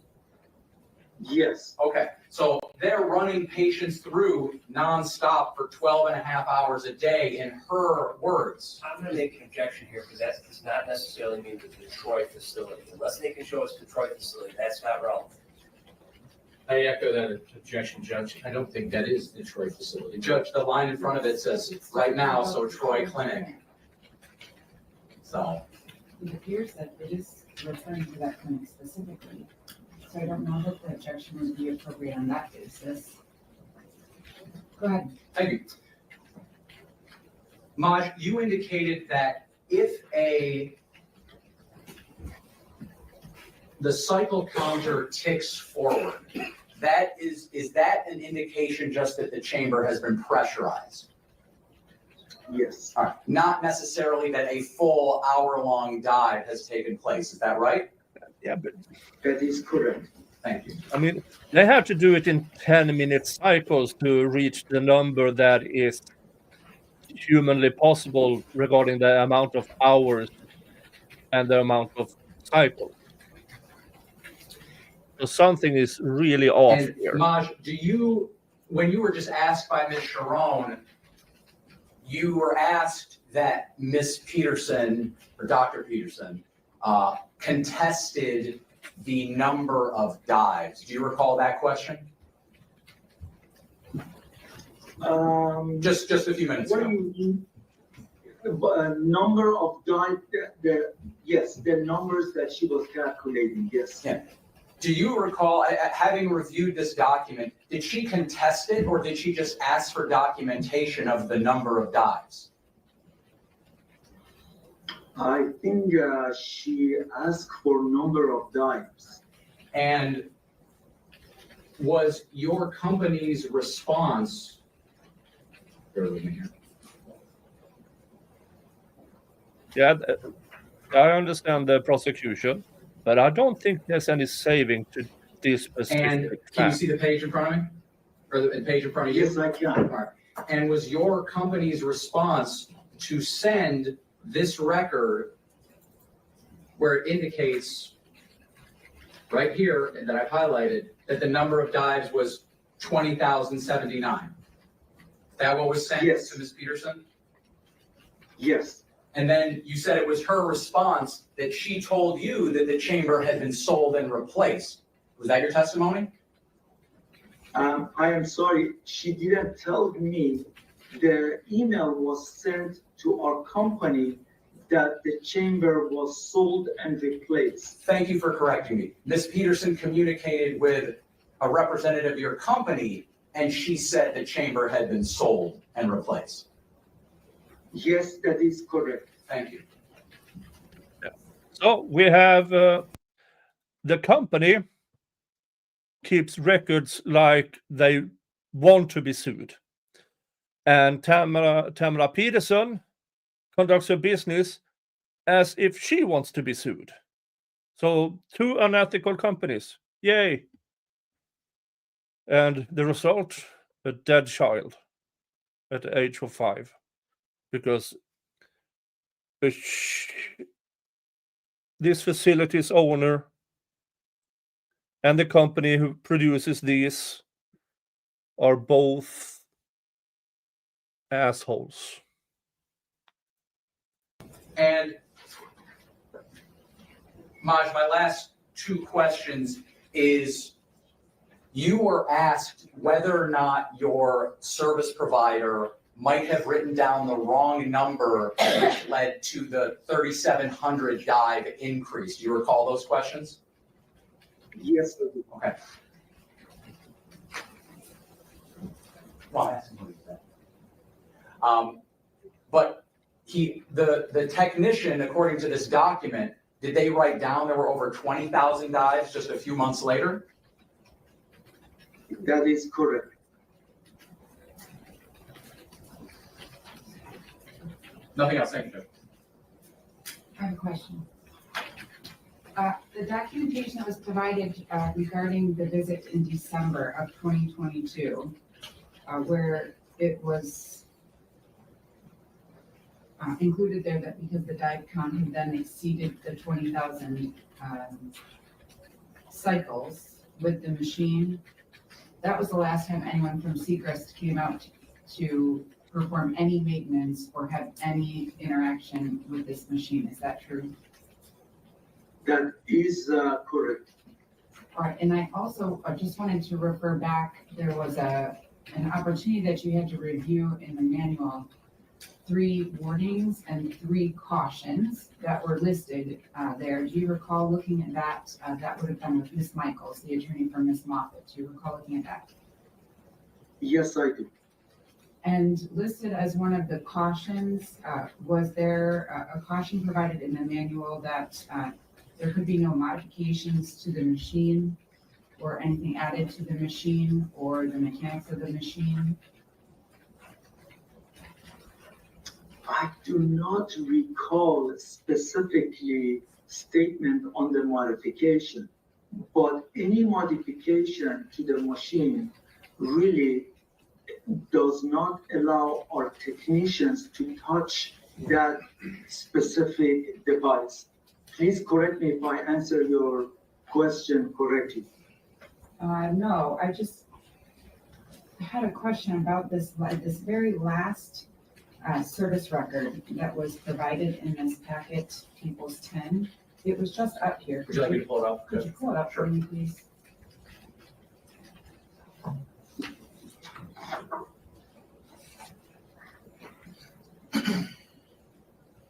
All right, and then I'll just need you to go up 1 page, please. And then if you could just enlarge the font so that the witness could see it. So there seems to be some information in here from the technician regarding the service call, why they came out. And the reason that they came out here, I was just looking at this information that's contained in the report. Could you could you read to me the 3rd line down under reported incident? What does it say?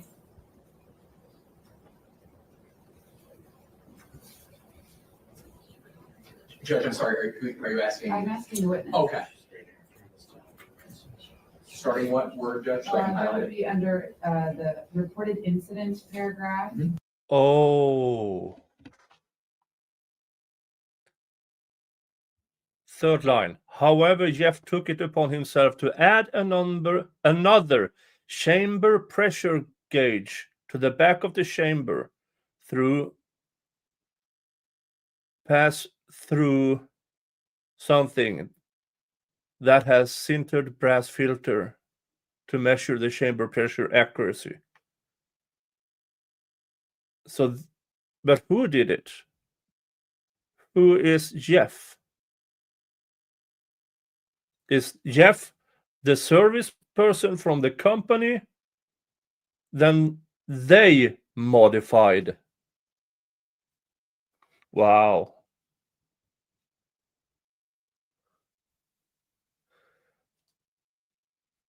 No, phone call from Jeff at Oxford Recovery. Yeah, so Jeff is the Oxford Center employee. Jeff is the Oxford Center employee who says he Jeff took it upon himself to add another chamber pressure gauge. That's a modification in writing by the center. Wow. In writing. They modified it.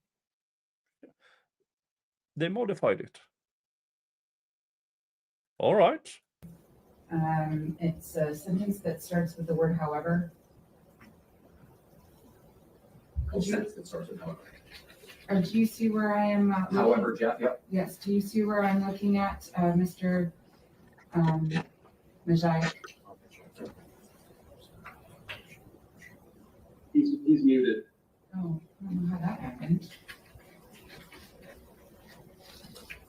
If we can unmute him, and he was just reading feverishly. Hold on a minute. Could you unmute yourself? There we go.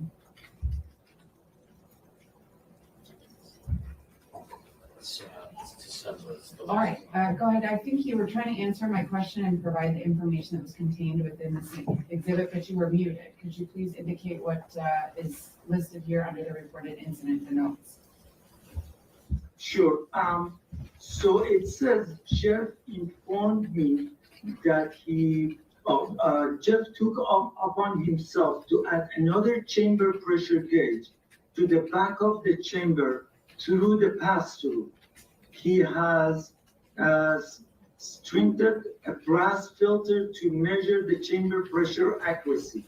Is that the statement you're referring to? Yes, so I just wanted to make sure this was contained within the report from the very last date of service on this machine that your company has record of, is that correct? Yes. And then after this visit, your testimony was that you had provided notice to Ms. Peterson on behalf of the Oxford Clinic that you could no longer service this machine because the cycles were reportedly above 20,000, is that correct? Yes, that is correct. And then after this interaction from the December service visit, no one returned from Seacrest to the Troy Oxford Clinic to have any oversight or maintenance of the machine. That is correct. Okay, On this specific serial number. all right. And you believe that at some point after notice was provided about the number of test dies and your inability to service the machine, that your company received some sort of notification that the machine was no longer in use? Yes. Okay. Questions, anybody? No, thank you, Jeff. Questions? I do, Your Honor. Go ahead.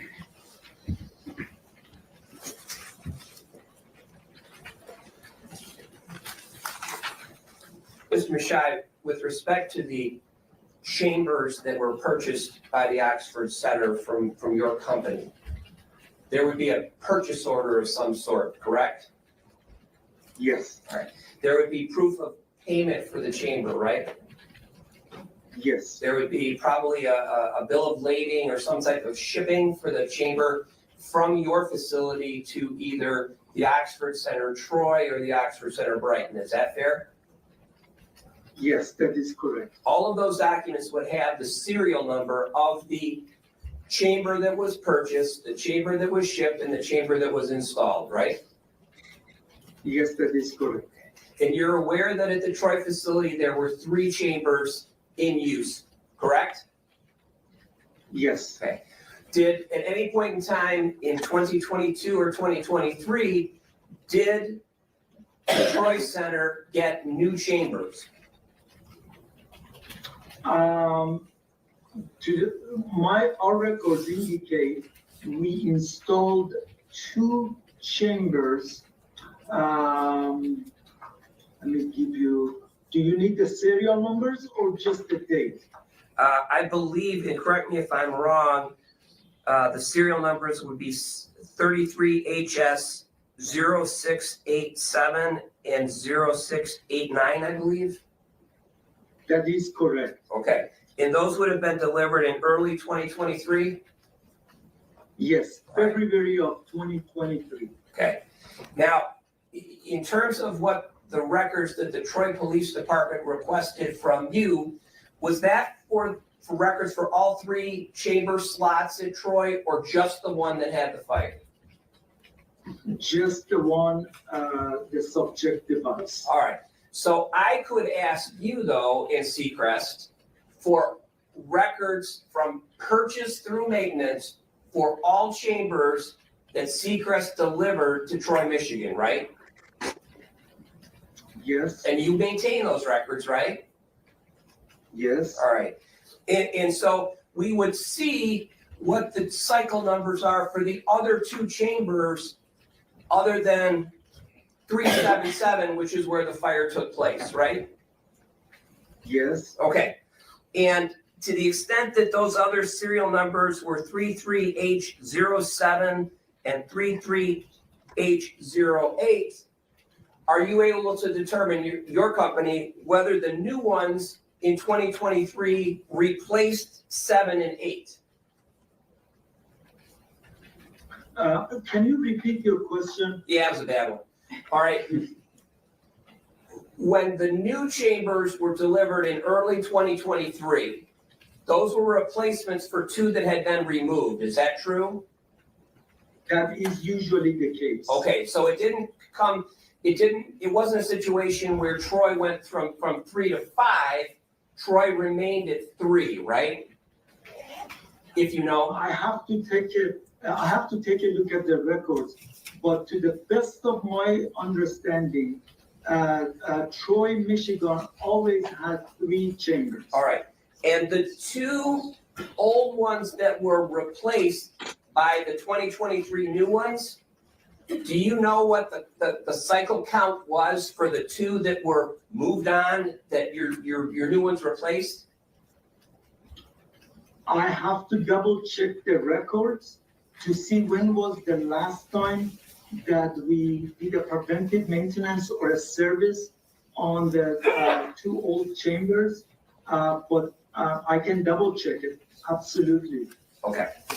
And so if we see that those 2 older chambers are the ones that are 18 or 19,000, and as of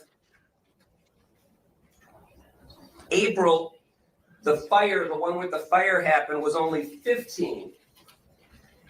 Are you willing to entertain the possibility that either the serial number was written down in error or the cycle count was written down in error by a technician? Not to say that creates liability, but that somebody made a mistake. Are you willing to entertain the possibility that occurred? And not until I examine the records. Okay, thank you very much. Okay, anything else for this witness? Just briefly, Judge. You said examiner. Yeah. Because they didn't go back to check it. Sir, I just want to make sure I caught something straight. We went through the numbers of what was the cycle count in 2022 of approximately 20,000. Do you remember that? Yes, 20,079, yes. I'm looking at documents that report on October 5th, 2022, a cycle count for 33H0377 built in 2013 on October 5th, 2022 of 16,632 cycles. Allow me to find the records from October.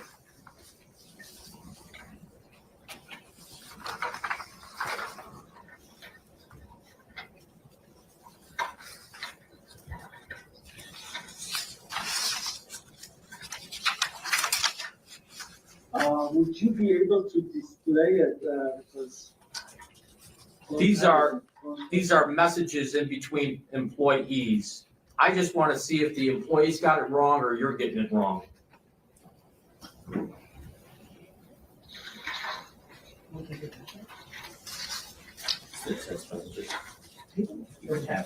Oh, I don't know. Between the service tech, I don't know if it's. Do your service tech, do they communicate via text messages by chance with other employees? With Usually,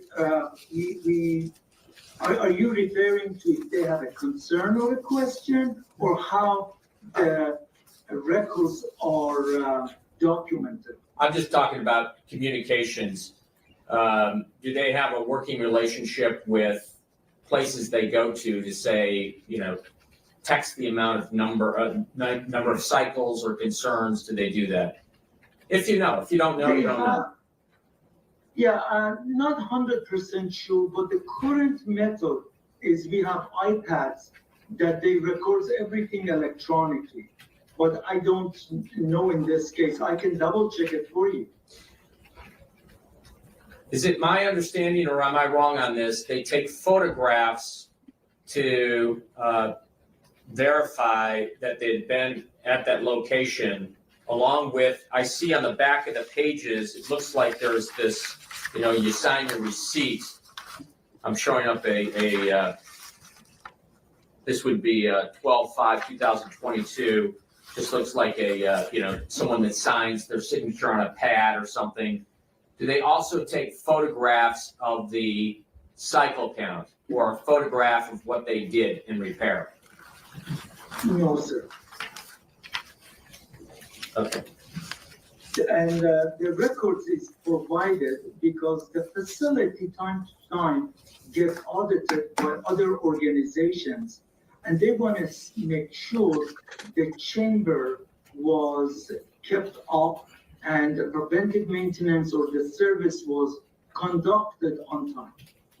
So a hard copy is provided to the customer, and or if they misplace it, we will provide them a copy of what we have in our records. Thank you. Thank you, Judge. I have no other questions. Yes? Can I follow up question, all the questions you guys had? Yes. Okay, I'll be very brief.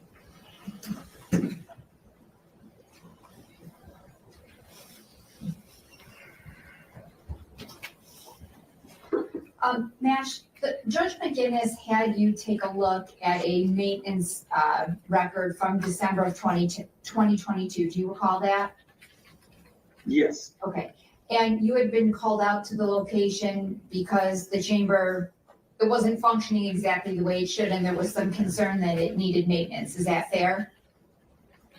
I wasn't called personally, but one of our service technicians, the call came in to our service center that they need service for that chamber. And a tech went out to the location, correct? Because this unit had over the number of cycles, no, we did not send a technician. It was just communicated to Dr. Tammy Peterson that the chamber had over the number of cycles and we will not be able to conduct service on.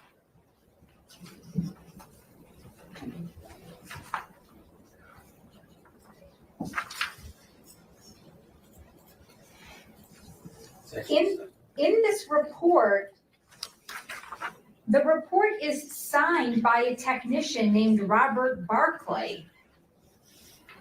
Yes, So, I can see it. okay, well, that's great. So doesn't that indicate that this gentleman was on site? Yes, that he was on the site. Okay, so I'm gonna re-ask my question, okay? In December of 2022, your company, not you personally, is contacted because there's some concern that this chamber is not operating correctly, yes? Correct. Okay, that results in a technician coming out to the location, presumably this Mr. Barclay, correct? Yes, that is correct. Okay, and you would agree with me that Mr. Barclay's finding or conclusion was that the chamber was working as designed, correct? After he left the chamber was working to the factory specification. Okay, so he did not observe any problems with the chambers when he went there in December of 2022, correct? Yes, that is noted on the bottom of the page. Okay. Yes. That's all, thank you. Are we done with this witness? Yes, I think so. Yes? Yes. Yes. All right. I believe that that concludes your testimony. So you're free to sign off now at this time. Thank you. Thank you. Thank you, Judge. All right. Wow.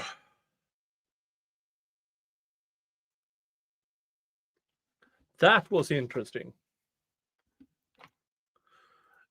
I agree with almost Boomercraft. He is trying to cover his company's ass, and he's not doing a good job at it. He contradicts himself.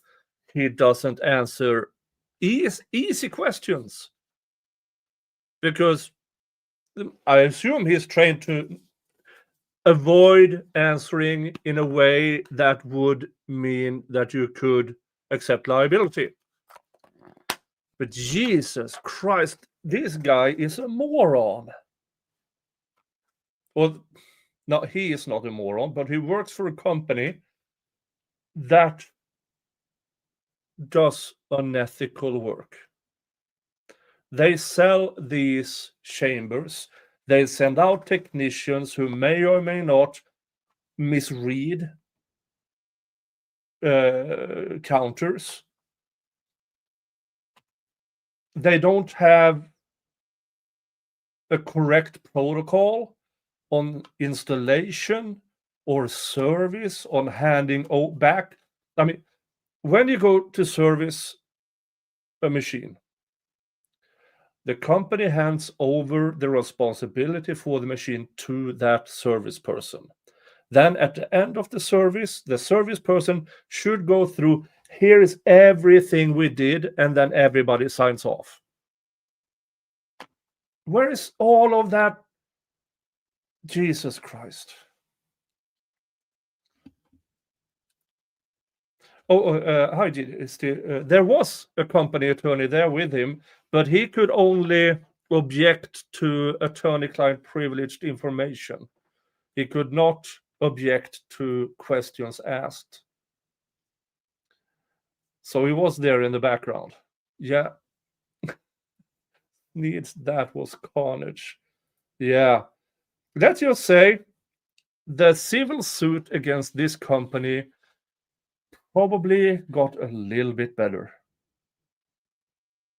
Because with his answers here, the civil suit can use these answers to, hey, hand this information over. Hey, we want those records. So I'm not sure how the criminal case against these defendants, how they were helped by this, because in the middle of everything, you had their employee in writing, hey, I made a modification. Jesus Christ. Wow. All right, folks. I'm going to find more of these videos, but that is for tomorrow. That is for tomorrow. Now I got to check on and find the papers because Lauren Mathias today Lauren Mathias made a copyright claim in the Copyright Board of Florida against Kresha, the aunt of the murdered children in the Lori Daybell case, where she made copyright claims against her, and Lauren lost today. So I need to find that damn document, and then I'm going to do a video about it because that is excellent news. All right, folks. Thank you. Thank you for allowing me to do this. Thank you for the tenor. Thank you. And thank you for the gifted memberships. And then also, every month, YouTube allows me to gift 10 free memberships. I gave 5 yesterday, I think. And no, Friday or Saturday. I don't remember. And I gifted 5 today. So that's the end of this month's free memberships. So 10 new members and a tenner. Thank you so much. Folks, again, from me and Mr. Jingles, who is somewhere around here, thank you. And I will see you all in the next stream or video. Okay. See ya. Bye-bye.